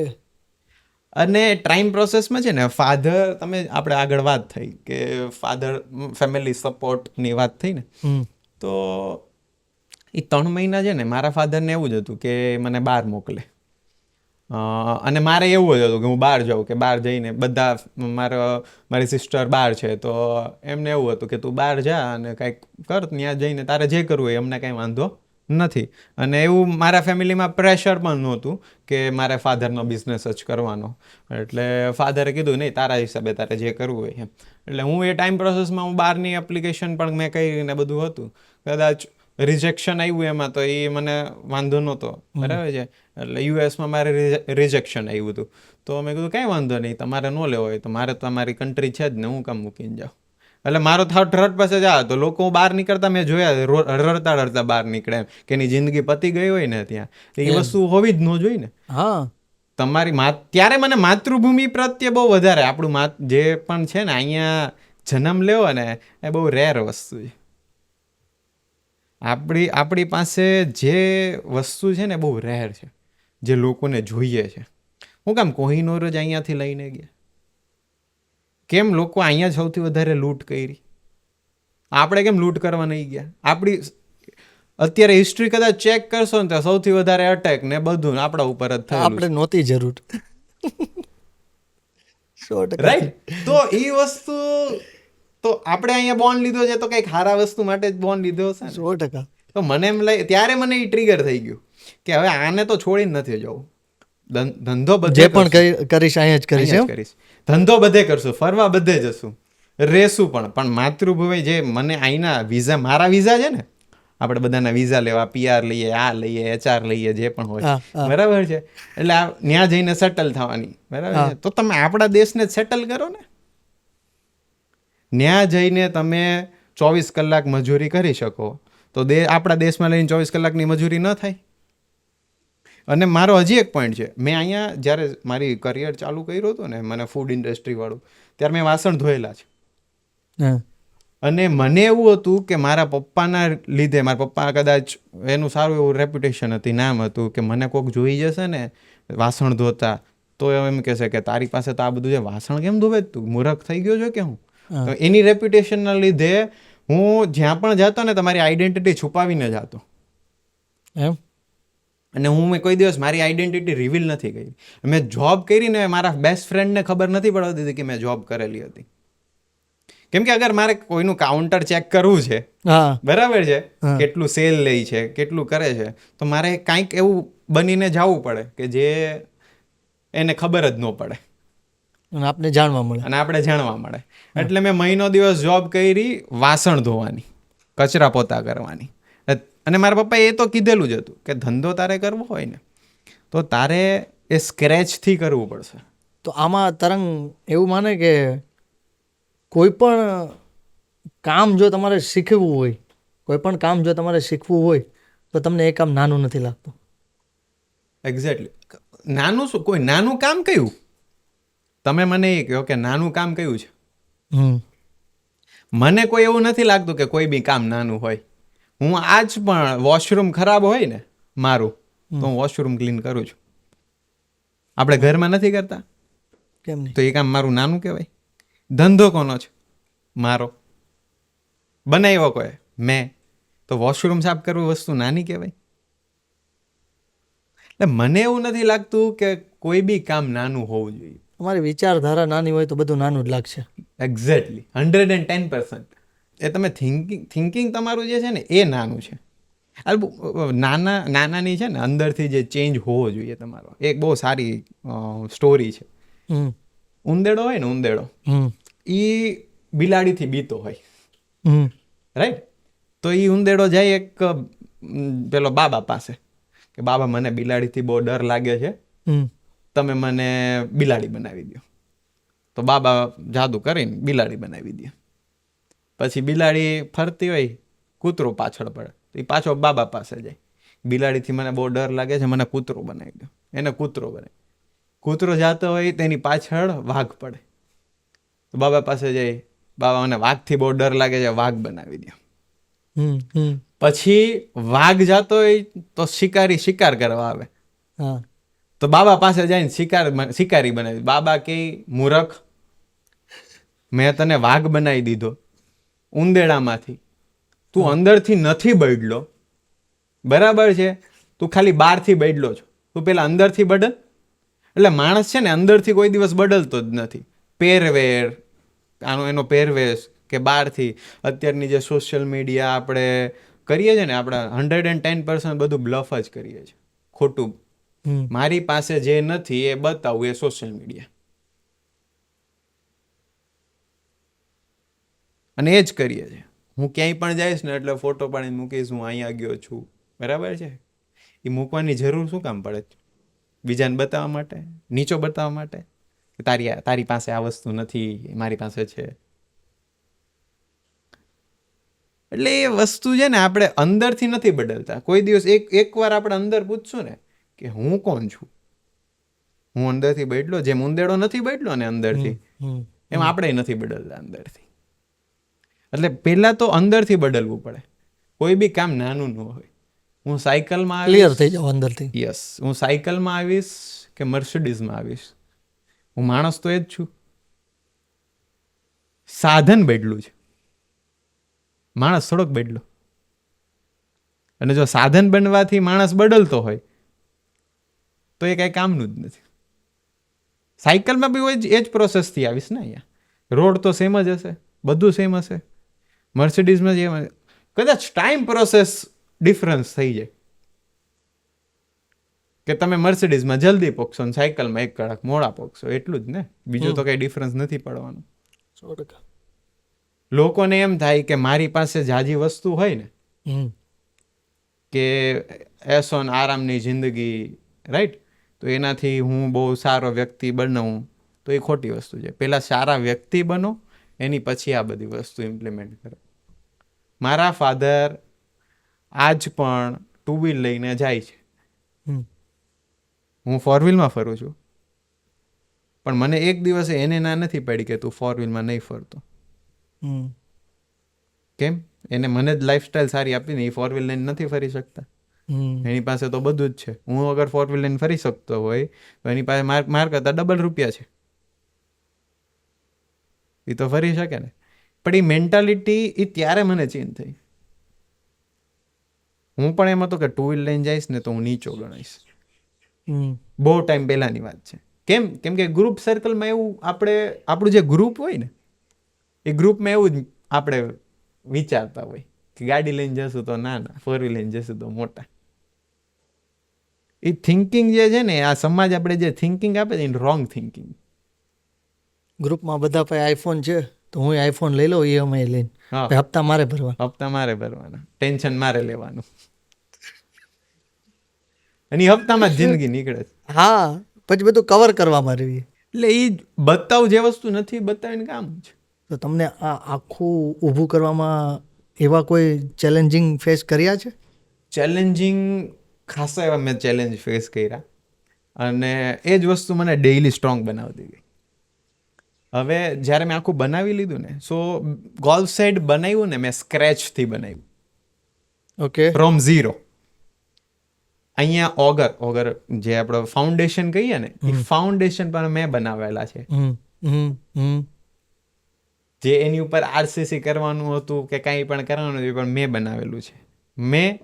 ખાલી મેં નહીં, મારા ફાધર અને મારા ગ્રાન્ડફાધર, અમારી 3 પેઢી અહીંયા હતી. હું અને મારા દાદા ખાટલામાં બેસીને ભર તડકામાં, એકદમ ફૂલ તડકો, ખાટલામાં બેસીને ખાવાનું ખાધેલું છે અહીંયા. અને ત્યારે મારો રંગ તમે જોત ને તો તમે કદાચ મને અત્યારે ઓળખતે નહીં, એટલો કાળો થઈ ગયો હતો. મને અમુક જે બહુ ટાઈમ પછી ફ્રેન્ડ્સ મળ્યા હતા ને, એ પણ ઓળખતા નહોતા. આ તરંગ છે, તું છો તું? નહીં. વાહ. એટલે એવી કાળી મજૂરી જેવું એટલી. હા, અને કદાચ તમે ફોટા જોશો તો તમને એમ થશે કે આ તો મજૂર છે. વાહ વાહ. એટલે મેં મજૂર હારે ઊભું રહીને કામ કર્યું છે. વાહ ભાઈ વાહ.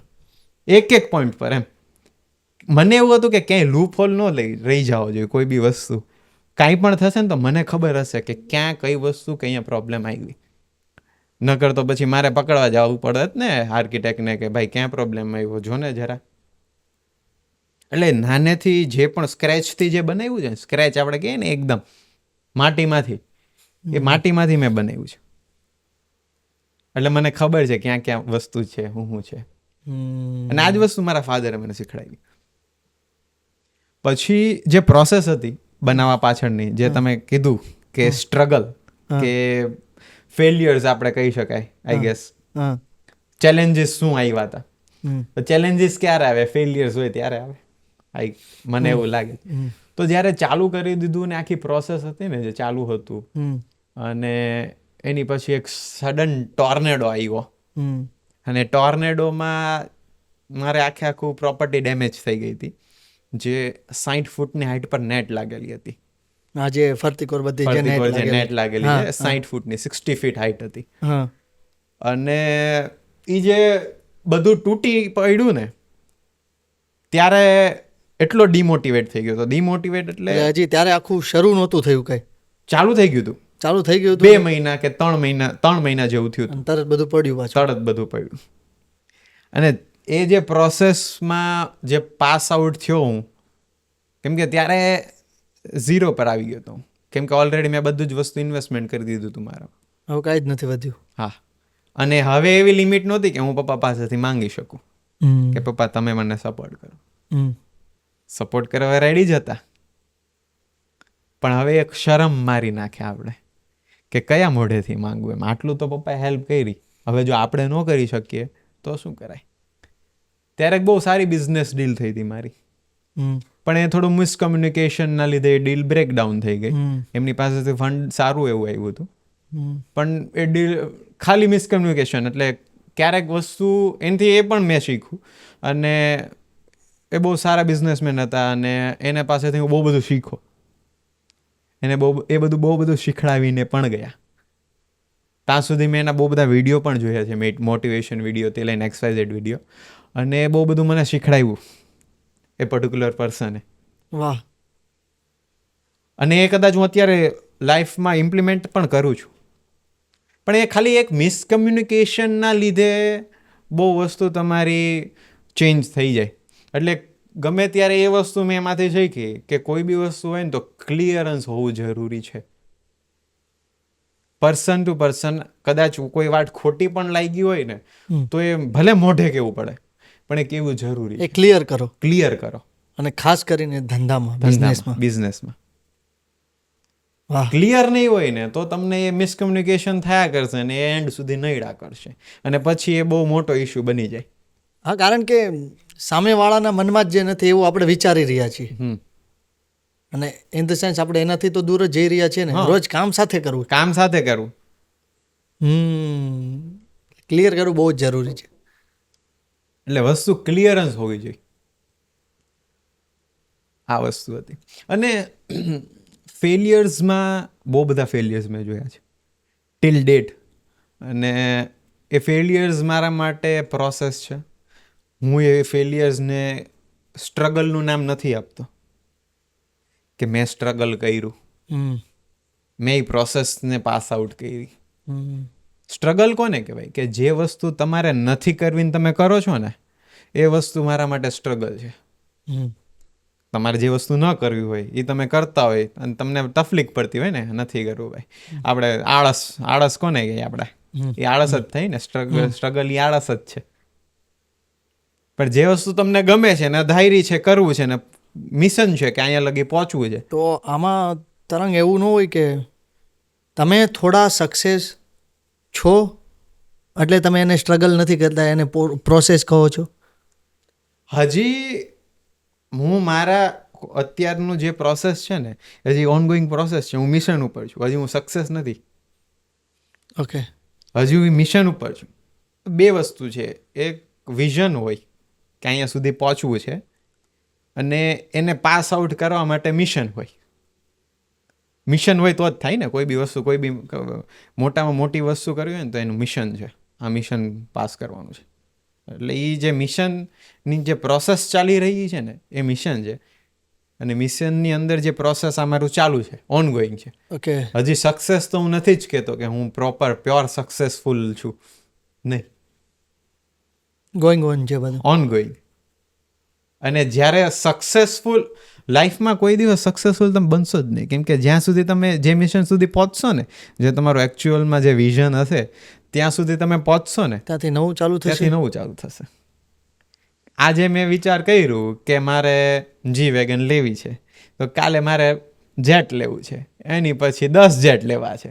એટલે એ ચાલ્યા જ કરશે. એ માણસનું જે સેટિસ્ફેક્શન લેવલ કોઈ દિવસ નહીં જાય, સેટિસ્ફાય માણસ નહીં જાય. અને એ જ વસ્તુ છે કે જે એને રોજ પુશઅપ કરે નવું વસ્તુ કરવા માટે. સેટિસ્ફાય તમે કોઈ દિવસ કોઈ બી વસ્તુ ધારી હશે ને તમે સેટિસ્ફાય નહીં થયા હોય. મેં એવું સાંભળ્યું છે કે તમે આ સ્પોર્ટ્સ ઉપર એક કેમ્પિયન ચલાવો છો, એ શું છે? હવે હું 2 કેમ્પેન રન કરવાનો છું હમણાં શોર્ટ ટાઈમમાં? શોર્ટ ટાઈમમાં. ઓકે, શું શું એ? એક કેમ્પેન એવું છે કે મેં તમને આગળ વાત કરી હતી, anybody and everybody can play golf. Okay. તો મારું એ જ વિઝન છે કે હર કોઈ ગોલ્ફ રમશે, પછી એ હેન્ડીકેપ કેમ ન હોય. જરૂરી નથી મેમ્બરશિપ લેવી, જરૂરી નથી મેમ્બરશિપ લેવી કે કોઈ પણ વસ્તુ કરવી. અને આ હેન્ડીકેપ વાળું કેમ્પેન પણ જે હશે ને એ મારા પર્સનલ માટે કે મારે બધાને ગોલ્ફ રમાડવું છે એના માટે. ઓકે. તો હું એક એવું કેમ્પેન રન કરું છું કે જ્યાં બધા જ હેન્ડીકેપ હશે. ઓકે. અપંગ. હાજી. બરાબર છે. અપંગ તો ન કહેવાય મારા માટે, એટલે પેલું એક બ્લેમ થઈ ગયો ને એવી વસ્તુ, પણ અપંગ તો નહીં, હેન્ડીકેપ આપણે એને કહી શકીએ, દિવ્યાંગ લોકો, દિવ્યાંગ. તો એ લોકોને મારે ગોલ્ફ રમાડવું છે. અને મેં અંદરથી મને એટલો જુસ્સો મળે એનાથી, અંદરથી જેવું ક્રેવિંગ છે કે એ લોકોને મારે ગોલ્ફ રમાડવું, કેમ કે એને એક્સપિરિયન્સ નથી મળ્યો ને એક્સપિરિયન્સ મારે એને આપવો છે. એને એમ ન થવું જોઈએ કે મેં ગોલ્ફની ગેમ ન રમી. તો કેટલી જગ્યાએથી લોકોને શું આખો પ્લાનમાં? અત્યારે તો જ્યાં સુધી હું પહોંચી શકીશ, ઇન્ડિયા લેવલ તો ઇન્ડિયા લેવલ, અત્યારે તો સુરતથી ચાલુ કરીશ. અને સુરતમાં જેટલા પણ હશે એમને હું અપ્રોચ કરીશ અને એ લોકોને હું મારા ગોલ્ફ સાઇડ પર લાવીશ ને એ લોકોને હું ગોલ્ફનો એક્સપિરિયન્સ આપીશ. ઓકે. કે આ ગોલ્ફ છે, આવી રીતના તમે રમો, અને એ રમશે. એ લોકોના લાઈફમાં બધાને હોય, બધાને જ ગોલ્ફ રમવું જ છે, બધાને એવું જ હોય, કેમ કે રીચ સ્પોર્ટ છે ને, મારે બધાને રમવા દે. અને હાલની ડેટમાં પણ હમણાં એક ઇન્સિડન્ટમાં યાર થયો હતો, જ્યારે ચાલુ હતું ને ગોલ્ફ સાઇડ, ત્યારની વાત છે, આ ટાઈમ પ્રોસેસ પહેલા. એ ઇન્સિડન્ટ એવો હતો કે એક ફેમિલી આવ્યું હતું ગોલ્ફ રમવા માટે, અને ફેમિલીને જોઈને બહુ પેલું આપણે લાગતું હતું કે હા એ અફોર્ડ નહીં કરી શકે આ પ્રાઇસ પોઈન્ટ ઉપર પણ એમ. એટલે ત્યારે કીધું કે અમારે રમવું છે એમ. એટલે અમારા ટીમમાંથી એમને બતાવે છે કે આ પ્રાઇસ પોઈન્ટ છે ને, આ પ્રાઇસ પોઈન્ટ તમે રમી શકો એમ. એટલે એ લોકો કે ભાઈ આ તો બહુ મોંઘું છે, અને હું સાઈડમાં ઊભો સાંભળતો હતો કે આ બહુ મોંઘું છે ને આપણે ન રમી શકીએ, અને એના દીકરાને પપ્પા રમવું છે એમ કરતો હતો. એટલે મેં એ વસ્તુ જોઈ અને ત્યારે મને આવ્યું કે હું ધંધો કરવા માટે તો ધંધો કરું જ છું, પણ ત્યારે મારું વિઝન શું હતું એ મેં યાદ કર્યું. એ ભૂલીને બધી વસ્તુ સાઈડ થઈ રહી છે. હા. ઓકે. ત્યારે મારું વિઝન એ જ હતું ને કે બધાને ગોલ્ફ રમાડવું છે મારે. તો ત્યારે એ વિચાર તો એ જ લઈને નીકળ્યા હતા ને તમે? તો ત્યારે મેં એ લોકોને રમવા આપ્યું કે તમે રમો, મારે કોઈ ચાર્જ નથી કરવો, બરાબર છે, ખાલી મારો બિઝનેસ છે, જસ્ટ આ મારો બિઝનેસ છે, એના માટે તમારે જે પણ કોઈ ચાર્જ આપવો હશે, બરાબર છે, એ તમે રાજી ખુશી આપી શકો છો, પણ આમ એક મારા તરફથી તમને ગિફ્ટ છે, વોટ એવર એમ, કે ગિફ્ટ સમજો કે કોઈ પણ વસ્તુ એમ, પણ મારે તમે એક્સપિરિયન્સ લો. અને એ જ ફેમિલી બીજી વાર આવીને 1000 રૂપીઝ આપ્યું અને રમીને ગયા. વાહ વાહ. કે ના મારે રમવું જ છે, ખુશી ખુશી, અને તમે આ પૈસા લ્યો, ભલે જોડીને આવ્યો, ગમે મેં લઈને આવ્યો, પણ તમે આ પૈસા લ્યો ને મારે રમવું છે. એટલે એ એક્સાઇટમેન્ટ ક્રિએટ થઈ ગઈ ત્યારે. તો તમે ચેન્જીસ કર્યું હતું પછી કઈ? ચેન્જીસમાં એટલે એ જ વસ્તુ હતી ને, મેં તમને કીધું ને કે એ પ્રાઇસ પોઈન્ટ મેં થોડો ડાઉન પણ કર્યો એ ટાઈમ પછી, કે જે પ્રાઇસ પોઈન્ટ હતો એનાથી મેં ડાઉન કર્યો અને અફોર્ડેબલ પ્રાઇસ પોઈન્ટ કર્યો કે 1000 રૂપીઝમાં 6 જણા, એટલે અફોર્ડેબલ કહેવાય, પર પર્સન એટલા રૂપિયા આવતા હોય, બરાબર છે, 250-200 રૂપીઝ ઇઝ ક્વાઇટ ઇનફ. 300 રૂપિયા પર પર્સન કાઢી શકે એક નવો એક્સપિરિયન્સ લેવો. ઓકે. અત્યારની વાત કરું તો અત્યારે તમારું આ ચાલુ છે, તો અત્યારે શું રેટ ને આખું કઈ રીતના છે? સો અત્યારે પ્રાઇસ પોઈન્ટ કોઈને પણ રમવું છે તો હા રાઈટ, અત્યારે પ્રાઇસ પોઈન્ટ એવો છે કે 1200 રૂપિયા. ઓકે. એમાં તમને 1 અવરનો ટાઈમ સ્લોટ મળે, 1 કલાકમાં તમારે ગેમ રમવાની રહેશે, અને 100 બોલ મળશે, 100 બોલ મળશે, 1 કલાક 1200 રૂપિયા. ઓકે. અને તમે આખી ગોલ્ફની ગેમ એન્જોયમેન્ટ કરી શકો વિથ ફૂડ. તમે ફૂડ ઓર્ડર કરો તો ફૂડ પણ તમે એન્જોયમેન્ટ કરી શકો ઓન ટેબલ. Okay okay. અને પ્લસ મેમ્બરશિપ પણ અત્યારે અમે લોન્ચ કરી છે, જેની પ્રાઇસ 5000 પ્લસ જીએસટી, એટલે 5900 રૂપીઝ છે. 5900 રૂપીઝમાં 12 ગેમ મળે છે, જે તમારી 14000ની તો ખાલી ગેમ થાય છે. ઓકે, એમાં કઈ કઈ શું? 12 ગેમ મળે. 12 ગેમ તમે 5,000 રૂપિયામાં તમે 12 ગેમ રમી શકો. Okay okay, oral. હા. અને એ અગર તમે એમનેમ રમવા જાઓ, ગોલ્ફ સાઇટ પર આવો છો વોક ઇન તરીકે, અને એમનેમ 12 ગેમ રમો છો ને, તો એ 14,400 રૂપિયાની તો ખાલી ગેમ થાય છે. Okay okay. એટલે એ જ ગેમ તમને 5,000 રૂપિયામાં મળે છે. અને પ્લસ વાઉચર્સ, નોમિનલ વાઉચર છે 10% ડિસ્કાઉન્ટના, એ બધા તો અલગ. અને તમે ગમે ત્યારે રિડીમ કરાવી શકો, આવીને રમી શકો. અને ફર્સ્ટ 500 મેમ્બર્સ માટે જ હતું.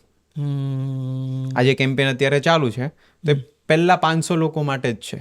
એની પછી પ્રાઇસ રેન્જ ચેન્જ થઈ જશે કે 10,000 કે XYZ થઈ જશે, ઓકે ઓકે. જે એકચ્યુઅલ પ્રાઇસ હશે મેમ્બરશિપની.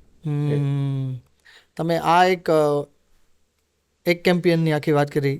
બીજું કયું કેમ્પિયન તમે ચલાવો? તો બીજું એક કેમ્પેન એવું છે કે મારે ઓશિયન જે આપણે સમુદર, હા, સમુદરમાં જે પણ પ્રાણીઓ, જે પણ ઇન્સેક્ટ્સ ને જે પણ Fish છે, ને બધું ફિશ ને છે. આ હા. બધું, એને ફીડ કરાવવા માટે, કેમ કે આપણે ઓશિયનને એક જ વસ્તુ આપી છે, જે પણ આપણી પાસે ભેગું થયું છે બધું કેમિકલથી લઈને બધી જ વસ્તુ આપણે નાખીએ મિશ્રણ. છીએ ત્યાં જ. બરાબર છે, બીજું કોઈ તો છે જ નહીં. ગટર હોય તો એમાં મિક્સ થાય છે. એટલે એનિમલ છે ને, એ વસ્તુ મેં જોયું કે એનિમલ બહુ જલ્દી લુપ્ત થતા જાય છે. અને ઓશિયનના એનિમલ સૌથી વધારે લુપ્ત થતા જાય છે. બહુ બધા ઓશિયનમાં એનિમલ્સ ને બધું છે. એટલે મેં એક કેમ્પેન રન કર્યું કે ગોલ્ફ એન્ટરટેનમેન્ટ પણ રીતે લઈ શકો, રમી શકો. અને જે બોલ હશે ને એ ફિશ ફૂડ થશે. એટલે આ ટાઈપના આ બોલ બધા. હા, એ જે આ બોલ હશે ને એ ડિઝોલ્વ થઈ જશે પાણીમાં જઈને, અને માછલીનું ખાવાનું બની જશે. કેટલી વારમાં? 24 અવર્સમાં આખો બોલ ડિઝોલ્વ થઈ જશે. આ બોલ હા, 24 કલાકમાં. હા, અને એ પણ આખું વેસ્ટેજ જે પણ આપણે ફૂડ હશે ને, એ ફૂડમાંથી. હા, એ જ બોલ. એટલે વેસ્ટેજ ફૂડ હશે, પણ જે પણ કોઈ વેસ્ટેજ હશે ને કે જે એનિમલને ફીડ કરી શકે આપણે, એટલે એમાં ફિશનું બધી વસ્તુ ઇન્ક્લુડેડ હશે. ફિશનું જે પણ પોર્શન્સ કે પાણી હોય ને, વિટામિન્સ ને એ બધું, અને પ્લસ વેસ્ટેજ કે જે વેસ્ટેજ નથી પણ કોઈની માટે યુઝફુલ છે.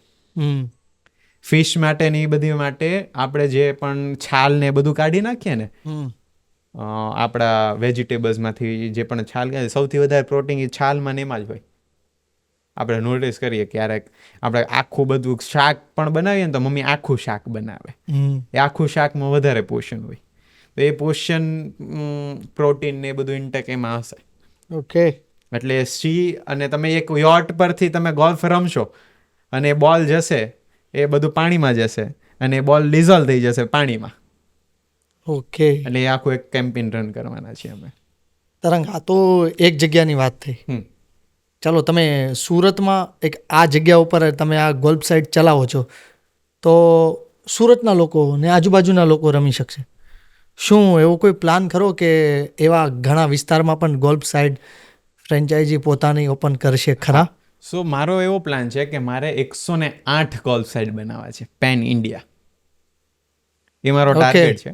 અને વિધિન 2 years, 2024-2025, મારે 5 ફ્રેન્ચાઇઝ તો લોક કરવી જ છે. રાઈટ, મારી પાસે અત્યારે 3 ફ્રેન્ચાઇઝ લોક છે, અને જે 2 ફ્રેન્ચાઇઝ હું સૂન લોક કરીશ, કે જે અમદાવાદ છે, વડોદરા છે, આ બધી જગ્યા પર અમે લોકો પ્લાનિંગ કરીએ છીએ અને ઓન ગોઈંગ છે. ઓકે. અને ટોટલ 108 મારે બનાવવા છે. હવે 108 નો રીઝન તમે પાછું મને ટ્રિગર ક્વેશ્ચન કરશો. 108 જ શું કામ? આધ્યાત્મિક કોઈ રીઝન ખરું? હા, એ 108 મારો એક ટાર્ગેટ રાખ્યો છે અત્યારે. 108 તો મારે કરવું જ છે, એનાથી વધારે આપણે કરી શકીએ, પણ 108 તો મારો ટાર્ગેટ છે. 108 તો હું ગમે એ હાલતમાં કરીશ. કોઈ ટાઈમલાઈન ખરી કે એટલાથી એટલામાં? કે 10 વર્ષમાં તો હું કરીશ, એટલે 1 વર્ષમાં કદાચ 10 થી 12 તો મારે કરવી જ પડે. Hope so. અમારી બેસ્ટ વિશિસ છે. થેન્ક યુ સો થઈ મચ. જશે, અને તમારી નજીક બહુ જ જલ્દી ઓપન થશે, તો પ્લીઝ જજો અને રમજો, મનથી રમજો. પહેલી સક્સેસ શું હતી અને એનું સેલિબ્રેશન કેવું હતું? સેલિબ્રેશન તો હું નહીં કહું, ઓવર સેલિબ્રેશન હું કહીશ. ઓ વાહ. હવે મેં છે ને મારી પહેલી સક્સેસને છે ને બહુ ઓવર સેલિબ્રેટ કરી હતી. જ્યારે ગોલ્ફ સાઇટ લોન્ચ થઈ ગયું અને સારું એવું પૈસા આવવા માંડ્યા, હા. અને ત્યારે મેં સેલિબ્રેટ કર્યું, ને મેં બહુ ઓવર સેલિબ્રેટ કરી દીધું.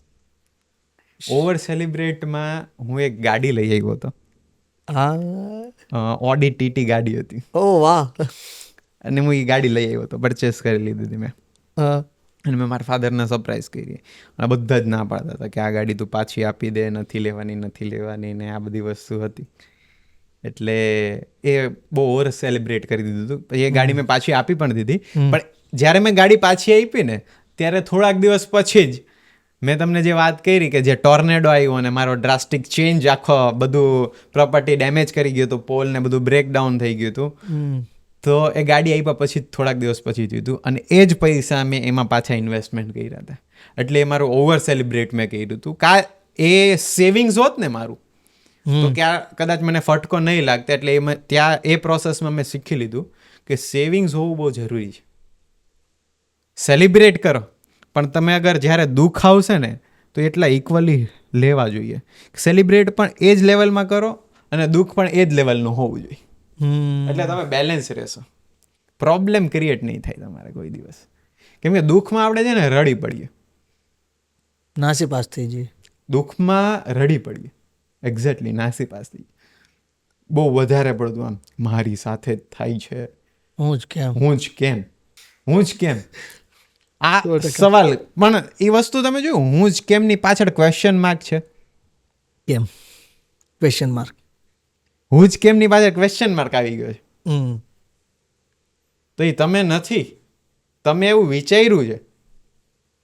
કેમ. હા, જે ફેલિયર છે ને, ફેલિયર કે ડર છે ને, ડરથી બીક નથી આપણે, પણ એ ડરની જે પ્રોસેસ છે ને એનાથી આપણે બીક લાગે છે. ડરથી તો કોઈ દિવસ બીતા જ નથી આપણે. સેમ અમારી આગળની એક પોડકાસ્ટમાં આવ્યા હતા મનીષભાઈ વઘાસિયા, મોટિવેશનલ સ્પીકર. એમણે એક બહુ સરસ મજાની વાત કરી હતી કે ડર છે ને એને રિઝલ્ટનો, પરીક્ષાનો ડર જ નથી. એને ડર છે કે પોતાની તૈયારી નથી. આપણે એક્ઝામ આપવા જઈએ ને, કોન્ફિડન્સ જોઈએ ને તો 100% તમે પાસ થશો. ભલે તમે નહીં કોઈ પણ વાંચ્યું નહીં હોય ને, થોડું બહુ વાંચેલું તો હોય જ, બટ ઓબ્વિયસ છે, પ્રોસેસ હોય એટલે વાંચેલું તો હોય. કોન્ફિડન્સ બરાબર છે. પણ કાંઈ વાંચ્યું જ નથી ને કાંઈ કર્યું જ નથી, અને પછી ભાઈ હવે શું લખવું, હવે શું થશે, એ વસ્તુ તમને મારી નાખે. કેમ કે જ્યારે અને એ પ્રોસેસ ઘરેથી નીકળે ને તમે, અને ત્યારથી પ્રોસેસ ચાલુ થઈ જાય, મને નથી આવડતું. મેન્ટાલિટી કોન્શિયસ માઇન્ડ તમે આખું ક્રિએટ કરીને મને નથી જ આવડતું. મેં ક્યાં કોઈ દિવસ હું કઈ થોડોક ગોલ્ફની ગેમ શીખવા ગયો છું. મેં યુટ્યુબથી શીખું, મેં બુક્સથી શીખું, આખી રમત. હું કશે બાય પ્રોફેશનલ ટ્રેનિંગ લેવા જ નથી ગયો. અને મેં આજ સુધી કોઈ પણ બિઝનેસ કર્યો ને પ્રોફેશનલી ટ્રેનિંગ મેં કશે નથી લીધી. આપણી પાસે યુટ્યુબ છે જે ફ્રીમાં શીખડાવે છે, તો હું કોઈને પૈસા દઈને કઈ રીતના શીખું? તમે ભણ્યા, પૈસા દઈને ભણ્યા? આપણા પૂર્વજો કહેતા કે ભણવું છે ને, ભણવું એ ફ્રી છે, નોલેજ મેળવવું એ ફ્રી છે. આપણે પૈસા દઈને ભણ્યા ને એટલે જ આપણે કંઈ ન આવડ્યું. જે ભણે ને, હું સરકારીમાં ભણ્યું. સરકારીમાં હું 3 મહિના ભણ્યો. વાહ, એક મજા જ. મારા ફાધર, મેં તમને કીધું ને સ્કૂલ મેં બહુ બધી ચેન્જ કરી. તો મને છે ને એક સ્કૂલમાં નાખ્યો સ્વામિનારાયણ મિશનમાં, અને મને ફૂલ ટાઈમ સ્કૂલ ગમતી નહોતી. આખો દિવસ શું ભણવું, મને ભણવું જ નહોતું ગમતું, તો પછી આખો દિવસ ભણવાની તો વાત અલગ રહી. એટલે ત્યારે મેં એવા નાટક કરેલા છે ને કે જે મારી ફેમિલીને જ ખબર છે. અને ત્યારે મેં એટલું બધું અંદરથી હું આર્ટિફિશિયલ વોમિટ કરતો, ખાવાનું ખાતો, અટકાવીને રાખતો ને વોમિટ કરતો બસમાં જઈને. ટેલેન્ટ જો છોકરાનો. એટલે ત્યારે એ વસ્તુ મેં ક્રિએટ કરેલી છે. અને પછી એક સાયકેટ્રિસ્ટ પાસે મને લઈને ગયા, એટલે સાયકેટ્રિસ્ટે કીધું કે આને કાંઈ પ્રોબ્લેમ નથી, આ તમને ખાલી ને ખાલી ખોટું જ બોલે છે, હવે તમે શાંતિથી એને પૂછો કે શું છે. આને કઈ પ્રોબ્લેમ નથી, પણ તમે જે આ બધું કરો છો ને એને પ્રોબ્લેમ છે. એટલે પછી પૂછ્યું, ત્યારે મેં મારી ફેમિલીને કીધું કે મને છે ને આ વસ્તુથી પ્રોબ્લેમ છે, સ્કૂલ મારે નથી જવું. એટલે પપ્પાને ત્યારે ટ્રિગર થઈ ગયું, સાલા પહેલા નથી કહેવાતું તારાથી, આટલા બધા રૂપિયા બગાડીને પછી તું મને એમ કહેજો કે આનાથી પ્રોબ્લેમ છે. જા હવે સરકારી સ્કૂલમાં, તો સરકારી સ્કૂલમાં મૂકી દીધો મને. જન્નત. 3 મહિના જેવું હું સરકારી સ્કૂલમાં ગયો હતો. વાહ વાહ. ત્યારે જ્યારે નીચે બેસીને ભણ્યું ને, મેં તમને કીધું ને, એ જ બધું મને પ્રોસેસ શીખવાડી અને એમાંથી જ હું બધું શીખ્યું. પ્યોર પદ્ધતિ છે. પ્યોર પદ્ધતિ છે. નીચે બળીને, અને ત્યાં તો સરકારી સ્કૂલમાં બાપ રે મારી નાખે એવા માણસો. અને પછી હું આ જે બ્રાઇટ લાઇન, એ સરકારી સ્કૂલ જ હતી. અને પછી એ પ્રાઇવેટ સ્કૂલ, સેકન્ડરીમાં પ્રાઇવેટ સ્કૂલ બની હતી. ત્યાં સુધી એ સરકારી સ્કૂલ હતી. તરંગના જીવનમાં મ્યુઝિક, સંગીતનો કેટલો ફાળો? બહુ બધો ફાળો. પર્સન્ટેજ વાઇઝ તો હું નહીં કહી શકું, પણ મ્યુઝિક છે ને મને બહુ એન્થુઝિયાસ્ટ કરે. આપણે 2 મગજ હોય ને, લેફ્ટ એન્ડ રાઈટ. એક મગજ ખાલી વર્ડ્સ ઉપર ચાલતું હોય અને બીજું મગજ છે ને ખાલી રિધમ પર ચાલતું હોય. અમે જ્યાં સુધી મને ખબર છે ત્યાં સુધી આવું હોય. એટલે જે રિધમ છે ને, આપણે કોઈ બી શ્લોક બોલશું ને તો એમાં રિધમ હશે. આપણી કોઈ બી કથા હશે, કોઈ કાંઈ પણ ચાલતું હશે ને તો એ રિધમ વાઇઝ ચાલતી હશે અને એમાં બેકગ્રાઉન્ડ મ્યુઝિક હશે ને હશે જ. બરાબર છે. હવે જ્યારે કોઈ બી, મને બહુ બધી વસ્તુ જે મને થોડાક 2-4 સોંગ છે કે જે મને એપ્રિશિએટ કરે, મને આગળ લઈ જવાનું કરે, જે પ્લેલિસ્ટમાં છે, જે પ્લેલિસ્ટમાં હોય મારે, એમાંથી એક સોંગ છે, જ્યારે હું હાર માનવા બેસી ગયો હોય ને ત્યારે હું આ સોંગ સાંભળું. વો સિકંદરી દોસ્તો કહેલાતા હૈ, હારી બાજી કો જીતના જીસે આતા હૈ. વાહ વાહ વાહ. એમાં બહુ બધી લાઈન છે. નિકલેંગે મેદાન મેં જીસ દિન હમ ઝૂમ કે, ધરતી બોલેગી એ કદમ ચૂમ કે. એટલે આ બધી પ્રોસેસ છે ને રૂવાટા ઊભા કરે એ સોંગ. કે ભાઈ આપણે ડે 1 થી આપણે જે કરવું છે કોઈ નથી કર્યું, તો મુશ્કેલી પણ એવી જ આવવાની છે કે જે કોઈ નથી ફેસ કરી. તદ્દન નવી. 100% નવી. અને રોજ સવારે ઉઠી નવું જ હોય મારીમાં. મારે રોજે ને રોજે એક મુશ્કેલી હોય જ.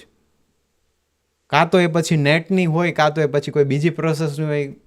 રોજ જે આવે અને રોજ નવું કંઈક આપણે શીખવા મળે.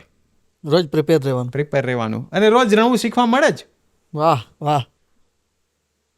બીજું હજી એક સોંગ છે જે છે ને બહુ સારું છે અને જીવનમાં ઉતારવા જેવું છે. कुछ तो लोग कहेंगे लोगों का काम है कहना, छोड़ो बेकार की बातें बीत न जाए रहना. લોકો તો કહેવાના જ છે કે તું મૂર્ખ છો, કે તને કાંઈ નથી આવડતું, કે તારાથી આ ન થાય, કેમ કે એનું કામ જ છે. અને એનું કામ કરે છે. હા. હવે સીતા હતી, સીતા, તો સીતાને આપણે સીતા માતા માનતા ને, તો એને સીતાને બદનામ કરી નાખ્યા હતા લોકોએ. સીતા ભી યહાં બદનામ હુઈ. તો આપણે તો કોણ છે? હવે હું એક સિમ્પલ વસ્તુ કહું. ભગવાન શ્રી કૃષ્ણ શું કામ બન્યા? રાવણ ન હોત તો રામ ન હોત. એને આટલી ચેલેન્જીસ ફેસ કર્યા છે, 14 વર્ષ વનવાસમાં ગયા. આપણે તો કાંઈ નથી. આપણે થોડુંક વનવાસમાં રહેવું પડ્યું. આપણે ઘરમાં એસીમાં રહીએ જ. એનથી તો હારી જ લાઈફ છે ને. એને આટલા ચેલેન્જીસ ફેસ કર્યા, બરાબર છે, તો પણ એ ભગવાન કહેવાય. તો આપણે ચેલેન્જીસ ફેસ કરવા શું? આપણે તો ભગવાનની ગણતરીમાં નથી આવવું. આપણે ક્યાંક તો પહોંચશું ને.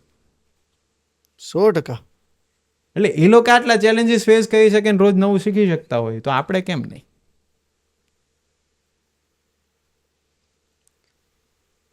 તમે બિઝનેસની મેન આપણે અત્યારે વાત નીકળી, ચાલો આજના યંગ જનરેશનની વાત કરીએ તો યંગસ્ટરને બિઝનેસ કરવો છે. એમની પાસે એક લિમિટેડ ફંડ નથી, તો એમને શું કરવું જોઈએ? લિમિટેડ ફંડ તો આપણી પાસે હતા જ નહીં જ્યારે આપણે બિઝનેસ ચાલુ કર્યો. આઈડિયા છે, આઈડિયા હોય ને. અત્યારના જનરેશન છે ને ખોવાઈ ગયું છે. આઈડિયા છે પણ ઇમ્પ્લિમેન્ટ નથી કરો. બધી જ વસ્તુ છે અત્યારે વાઇડ સ્કોપ છે. તમે સ્ટાર્ટઅપ કરો, ગવર્મેન્ટ ફંડ આપે છે. 50 લાખ સુધીનું ફંડ આપે છે ગવર્મેન્ટ. એમ સ્ટાર્ટઅપ રજીસ્ટર કરો, ગવર્મેન્ટ 50 લાખનું ફંડ આપતું હોય, ટેક્સ પણ માફ 3 વર્ષ સુધી. ગવર્મેન્ટ ફંડ આપે છે. બીજા વીસી છે, વેન્ચર કેપિટલિસ્ટ, એન્જલ ઇન્વેસ્ટર્સ છે, જે તમને ફંડ આપશે. પણ તમારા આઈડિયામાં દમ હોવો જોઈએ, તમને પોતાને કોન્ફિડન્સ હોવો જોઈએ એ વસ્તુ કરવાનો. ઓકે. કિક સ્ટાર્ટર છે. કિક સ્ટાર્ટર એવી વસ્તુ છે કે જો લાખો લોકો, વર્લ્ડ વાઇડ લાખો લોકો ઇન્વેસ્ટમેન્ટ કરશે તમારા એ સ્ટાર્ટઅપમાં, કરોડોનું ફંડ આવી જશે તમારી પાસે, ન જોતું એનાથી ડબલ. પણ એવું આઈડિયામાં દમ હોવું જોઈએ ને. હવે ઓલો કરે છે ને એ મારે કરવું છે, તો એ આઈડિયા થોડોક કયો. કોપી. કોપી એવું કરો કે જે ઇનોવેશન હોવું જોઈએ. કોપી કરવામાં વાંધો નથી. આ જ ગ્લાસ છે ને, આ જ ગ્લાસ તમે કોપી કરો અને ઉપરની એજ આવી રીતના આમ બનાવી દો, એટલે તમારું ઇનોવેશન જોજો એ કેટેગરી એસ્થેટિક કેટેગરીમાં આવી જશે. હા. અને એનું તમે આ કદાચ 400 વેચે છે તો 800 વેચાશે. વસ્તુ તો એ નહીં જ છે, પણ આઈડિયાને અલગ રીતના રિપ્રેઝેન્ટ કરો. પ્રેઝન્ટ કરું. તમે એમ વિચારો કે ભાઈ આમાં તો બહુ બધું કોમ્પિટિશન છે, તો કોઈ બી ધંધો લઈ લ્યો, કોમ્પિટિશન નથી. ડાયમંડ અત્યારે અત્યારનો અહીંનો ધંધો ડાયમંડ ટેક્સટાઇલ, કેવડી મોટી મોટી માર્કેટ છે અત્યારે. ડાયમંડ બોસ બન્યું, કેવડું મોટું બન્યું. એટલે એ બધાને એકબીજા કોમ્પિટિશન નહીં લાગતા હોય? લાગે જ ને. હવે એ લોકો કમાઈને મોટી મોટી ગાડીઓ લઈને ફરી શકતા હોય, તો તમે કોઈ બી ધંધો કરો અને તમે એમ વિચારો કે મારો કોમ્પિટિશન આવે. Competition is healthy for the business. જો એવી રીતના લો તમે, એવી રીતના તમે લો તો કોમ્પિટિશન આવે ને તો તમને ખબર પડે તમે કેટલા પાણીમાં છો. ત્યાં સુધી તો તમારો ધંધો એકલા છો તો ચાલવાનો જ છે ને. એટલે કોમ્પિટિશનમાં તો રહેવું જોઈએ. કોમ્પિટિશનમાં રહેવું જોઈએ. કોમ્પિટિશન આવવું પણ જોઈએ. લાઈફમાં થર્ડ પર્સનનું પણ બહુ ઇમ્પોર્ટન્ટ ફાળો હોય છે. બહુ. હવે થર્ડ પર્સનનું આ હનુમાનની એક સ્ટોરી તમને કહું. હનુમાન પાસે શક્તિ ને પાવર બધું હતું જ, બધું જ હતું, બરાબર છે. તો એને કોને યાદ કરાવ્યું હતું? જાંબુને એને યાદ કર્યું કે તારી પાસે આ શક્તિ ને આ પાવર ને આ બધી વસ્તુ છે, તું કરી શકે. જ્યારે એને સમુદર ઓળવવો હતો ત્યારની વાત, જળબુતી વખતે સમુદર ઓળવવો હતો ત્યારે પણ. તો ત્યારે એને યાદ કરાવ્યું. તો આ થર્ડ પર્સન એ જાંબુવન જ છે. હું તો મારી પર્સનલ લાઈફનું એક એક્ઝામ્પલ તમને આપું. અમારે છે ને નેટ બહુ વધારે પવન ને આવી ગયો તો નેટ બધી તૂટી ગઈ હતી. તો 3 દિવસથી લોકો મહેનત કરતા હતા, જે નેટ ઇન્સ્ટોલેશન કરવાવાળા 3 દિવસથી મહેનત કરતા હતા. નેટ નહોતી લાગતી, કોક ને કોક વસ્તુથી અટકી જતી હતી.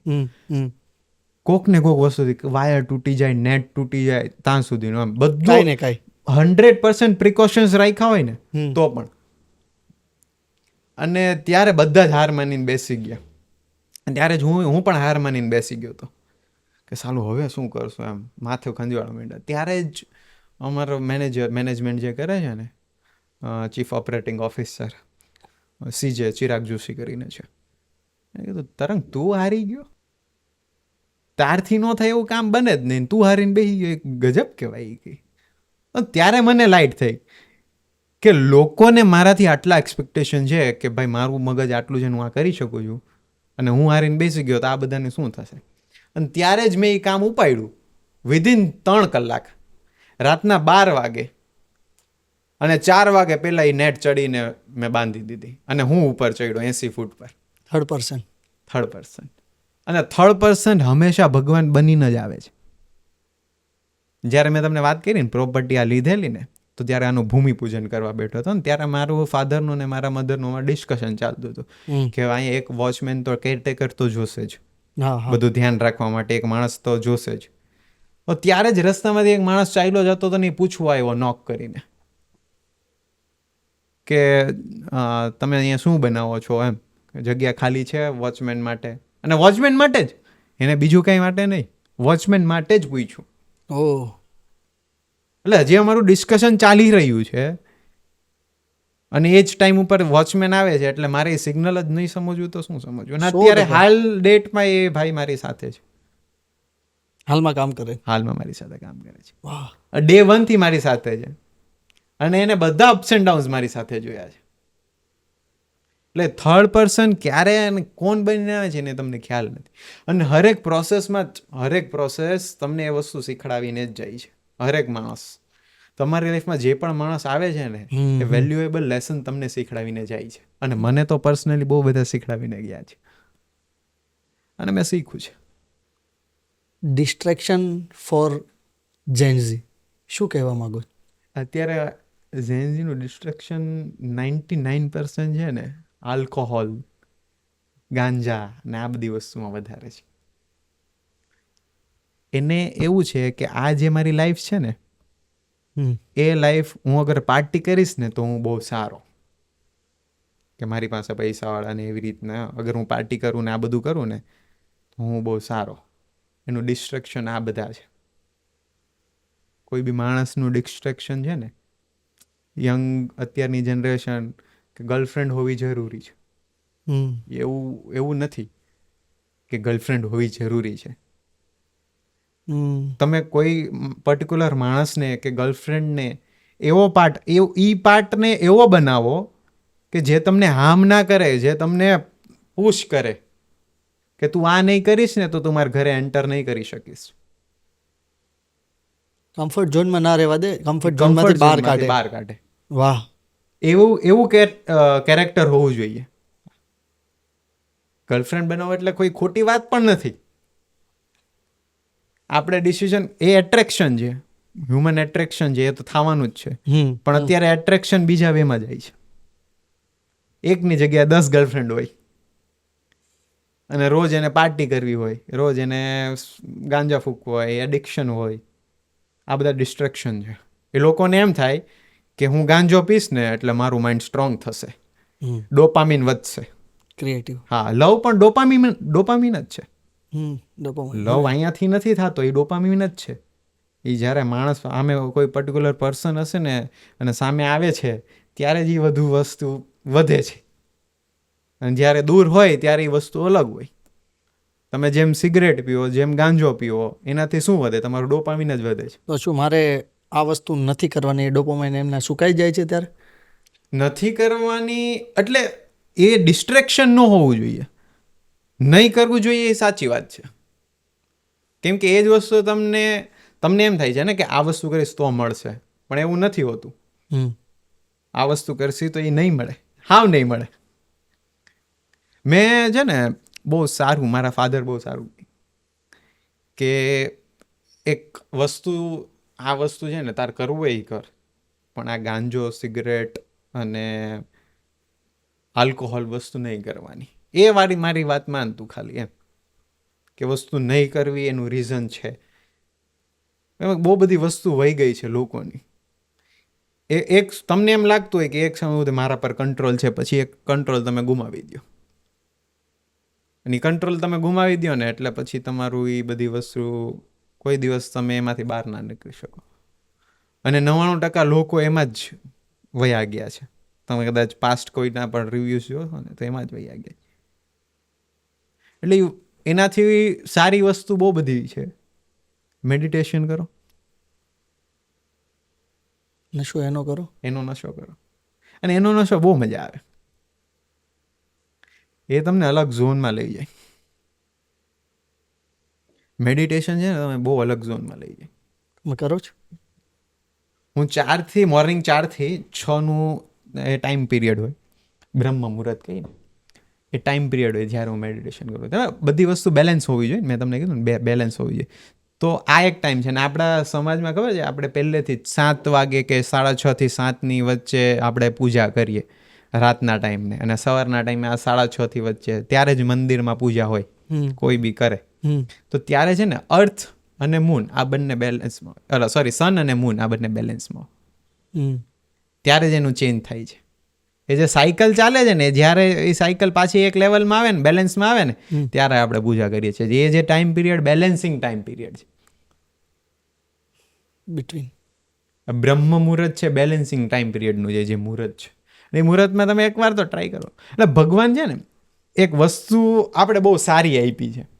ભગવાનને ખબર હતી એટલે જ આપી છે. એ કે આ બહુ સારી એવી શક્તિ હતી કે જેનાથી તમે બધું જ વસ્તુ કરી શકો. એટલે ભગવાને વિચાર્યું કે આ વસ્તુ રાખવી ક્યાં આપણે. પાતાળમાં નાખશું તો માણસ ન્યાય ગોતીને લઈ આવશે, બરાબર છે. આકાશમાં નાખશું ન્યાય ગોતીને લઈ આવશે. સમુદ્રમાં નાખશું ન્યાય ગોતીને લઈ આવશે. કયું એવી જગ્યા છે કે જ્યાં માણસ ગોતી નહીં શકે? તો માણસની અંદર. આપણે કોઈ દિવસ અંદર જ નહીં ઝાંકીએ, બાકી બધામાં ઝાંકી આવશું. ભૂલ સામેવાળાની જ હોય. હા, તમારી કોઈ દી ન હોય. હા, તારી ભૂલ છે. આમાં 3 આંગળી મારી પાસે છે, 1 આંગળી તારી પાસે. કે તારી તો 5%, 95% તો મારી જે મને નથી દેખાતી. તે મને નથી દેખાતી ને મારી અંદર છે. એટલે માણસ અંદર જ નહીં જાકે, બાકી બધે જાગશે. લીડર કોને કહેવાય? લીડર જે આખી ટીમ જે છે ને, ટીમને જે લઈને ચાલે છે ને, એ લીડર છે. કે આખી ટીમ જે હશે, આખી ટીમનો જે મેઇન લીડ કરતો હશે અને એને જે લઈને સાથે લઈને ચાલે છે ને, એ લીડર છે. અને બોસ એ છે કે જે ચિંતશે, આ તારે કરવાનું, આ તારે કરવાનું, આ તારે કરવાનું. લીડર સાથે રહીને કામ કરશે, લીડરશિપ ડેવલપમેન્ટ કરે છે. કે સાથે રહીને મારું કામ તો મારું જ થાય છે, કામ મારું જ છે ને મારે જ કરવાનું છે. પણ રામુ કાકા નથી બનવાનું તમારા ધંધાનું. કે બધું જ મારે કરવાનું. એવા માણસો હાયર કરો. એવા 100 માણસો હાયર કરો કે જે તમને અઢળક પ્રેમ કરે, જે તમને અઢળક તમારું સમજે, એનું સમજીને કામ કરે. આ બધાનો એક જ આ બિઝનેસ હોવો જોઈએ. બધાનો એક જ બિઝનેસ હોવો જોઈએ. રાધર દઈને તમને 1000 માણસો એવા હાયર કરો કે જેની પાસે વસ્તુ હોય ને તમે ડેવલપ કરવામાં તમને કામ આવે. 100% એવા હાયર કરો. અત્યારે તમને ખ્યાલ હોય તો સુસાઇડના કેસ પણ વધી રહ્યા છે. એ સુસાઇડના કેસ છે ને સૌથી વધારે અત્યારે વધ્યા છે લાસ્ટ પાસ્ટ યર્સમાંથી. એનું કોઈ કારણ હમણાં ખરું પર્ટિક્યુલર રીઝન છે ને, એ મેન્ટાલિટી સારી મેન્ટાલિટી એમનામાં નથી. એને ફેલિયર્સ એમને જોવાનું તાકાત જ નથી રહી. ફેલિયર્સ નથી જોયા. એ મા બાપ જે આપણે પેરેન્ટ્સની વાત કરી ને, પેરેન્ટિંગમાં ફોલ્ટ છે. બધી જ વસ્તુ આપી દઈ, પણ એ વસ્તુ અમુક વસ્તુ એક ડર આપવો જરૂરી છે. મા બાપથી એક ડર હોવો જરૂરી છે. એ ડર જો તમે ન રાખો ને તો એ મા બાપ કોઈ દિવસ મા બાપ નહીં રહી. તમે વધારે ફ્રેન્ડ પણ નહીં બની જાઓ. વધારે ફ્રેન્ડ, હું તો બાપ નથી બન્યો, મને નથી ખબર, પણ મારા મા બાપ જે મને ચીંધે છે ને, મને એવું લાગે મારો ડર હંમેશા મારા મા બાપથી મારો ડર હંમેશા રહ્યો છે. એક ખોફ હોવો જરૂરી છે. એક વસ્તુ પણ પૂછવી હોય ને, હવે એ માઇન્ડસેટ નથી. છોકરાઓને એમ જ લાગે છે એ ફેલિયર્સ કરે ને એટલે કે હવે મારી પાસે કોઈ રસ્તો જ નથી વહીધો. એ ફેલિયરમાં તને 1000 રસ્તા મળે, એ ગોત તો ખરી તું. આપણે આગળ વાત થઈ એમ જે એકદમ સસ્તા વિચાર કે સસ્તી વસ્તુ છે ને ત્યાં તરત ધ્યાન વહી જાય છે. પણ એ એક એવો સમય હોય છે ત્યારે કોઈને પણ વાત કરી દે તો પણ હલ તો થઈ શકે. હલ થઈ શકે, પણ માણસને ત્યારે છે ને એમ જ લાગે એ 45 સેકન્ડ જ હોય. 45 સેકન્ડમાં 45 સેકન્ડનું જ આખી મોમેન્ટ હોય છે. બરાબર છે. 45 સેકન્ડમાં બધું જ થઈ જાય. એ જે પણ થોટ હોય ને, સાયકેટ્રિસ્ટ એવું કે આ 45 સેકન્ડમાં બધું થાય. અને ત્યારે અગર જો તમે કોઈની યારે શેર કરો, એવો પર્ટિક્યુલર પર્સન નથી થતું, તો ત્યારે કાં તો સૂઈ જાઓ, કાંઈ પણ કરો. કોઈ બી થોટ્સ એવા આવતા હોય ને સુસાઇડલ થોટ્સ, મને આજ સુધી નથી આવ્યા સુસાઇડલ થોટ્સ, એટલે મને નથી ખબર. પણ એ આવે શું કામ? એવું તો તમારામાં શું ટ્રિગર કરી ગયું કે તમને આવો વિચાર આવે? હા, કે મરી જ જવાનો ને એટ ધી એન્ડ. એમ આટલી સારી લાઈફ આપી છે, લોકો રડતા હોય આવી લાઈફ માટે. કૂતરાની લાઈફ મળે તો ખબર પડે કે કૂતરાને કેવા દંડા પડે છે. એટલે એ વસ્તુ માણસ વિચારતો જ નથી કે મને આટલી સારી લાઈફ આપી છે ભગવાને, હું થેન્કફુલ છું આ લાઈફ માટે. અને મને કદાચ હું આ જન્મ લીધો છે તો મને કંઈક સારું કરવા માટે જન્મ આપ્યો છે. એ વસ્તુ તો હોવી જ જોઈએ માઇન્ડમાં. એ કાંઈ બદલાવા માટે ભલે હું એક માણસને બદલી શકું, ઓકે, સારા રસ્તે ભલે એક માણસને હું લઈ જઈ શકું, પણ એ એક થોટ હોવો જોઈએ કે એક માણસ તો એક માણસને હું લઈ જઈ સારા થોટ્સ ઉપર લઈ જાઉં.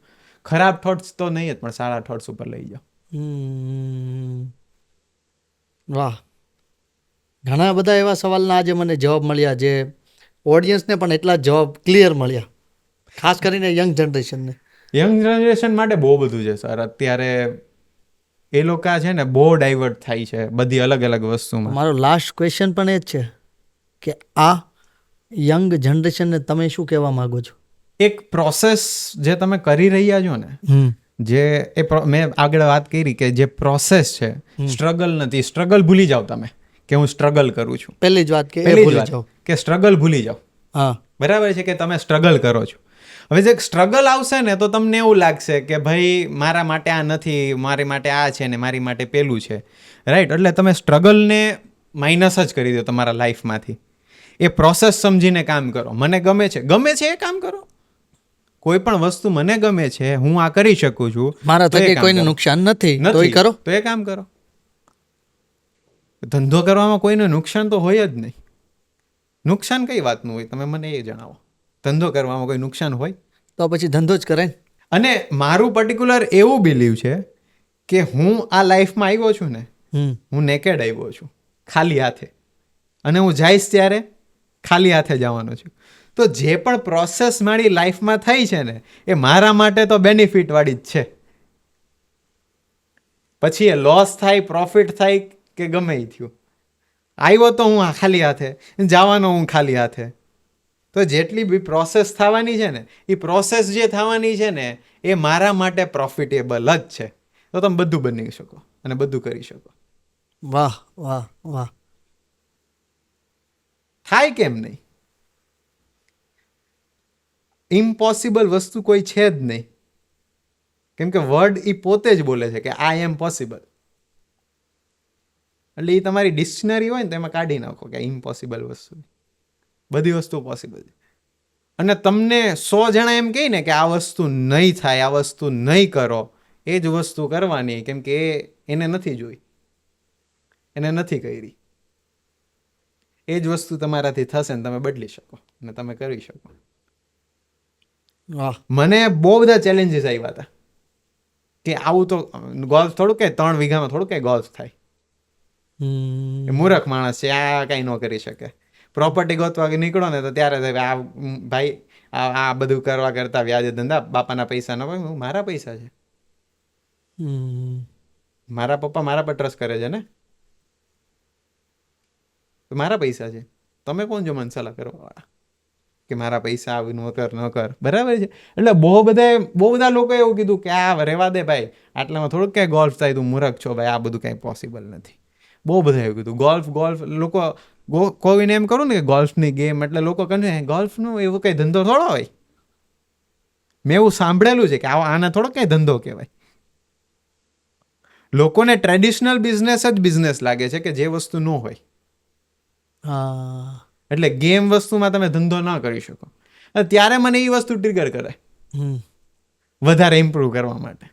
ઓર ઇમ્પ્રૂવ કરો, ઓર આગળ વધો અને દુનિયાને બતાવો કે તમે આ જો આ જ ધંધો છે, આ ધંધો તમે કરી શકો. વાહ વાહ વાહ ભાઈ વાહ. આજની આ પોડકાસ્ટમાં એટલી મોટિવેશનલ વાતો આપણે જાણવા મળી, સમજવા મળી, અને ખાસ કરીને યંગ જનરેશન માટેની, યંગસ્ટર માટે આ પોડકાસ્ટ બહુ જ અમૂલ્ય રહેશે. તો પ્લીઝ ઘણા બધા આપણા એવા નેગેટિવ થોટ્સ હોય કે ઘણા એવા ખરાબ વિચાર હોય તો એને ડાયવર્ટ કરો અને પોઝિટિવ થોટ્સ ઉપર ઉતરો, જેથી કરીને આપણે જીવનમાં કંઈક કરી શકશું. આજના આ પોડકાસ્ટમાં આટલી સુંદર ટોક કરવા બદલ આપનું તહે દિલથી ખૂબ ખૂબ આભાર. હું આભાર માનું છું કે તમે મને પોડકાસ્ટ પર બોલાવ્યો એના માટે સર.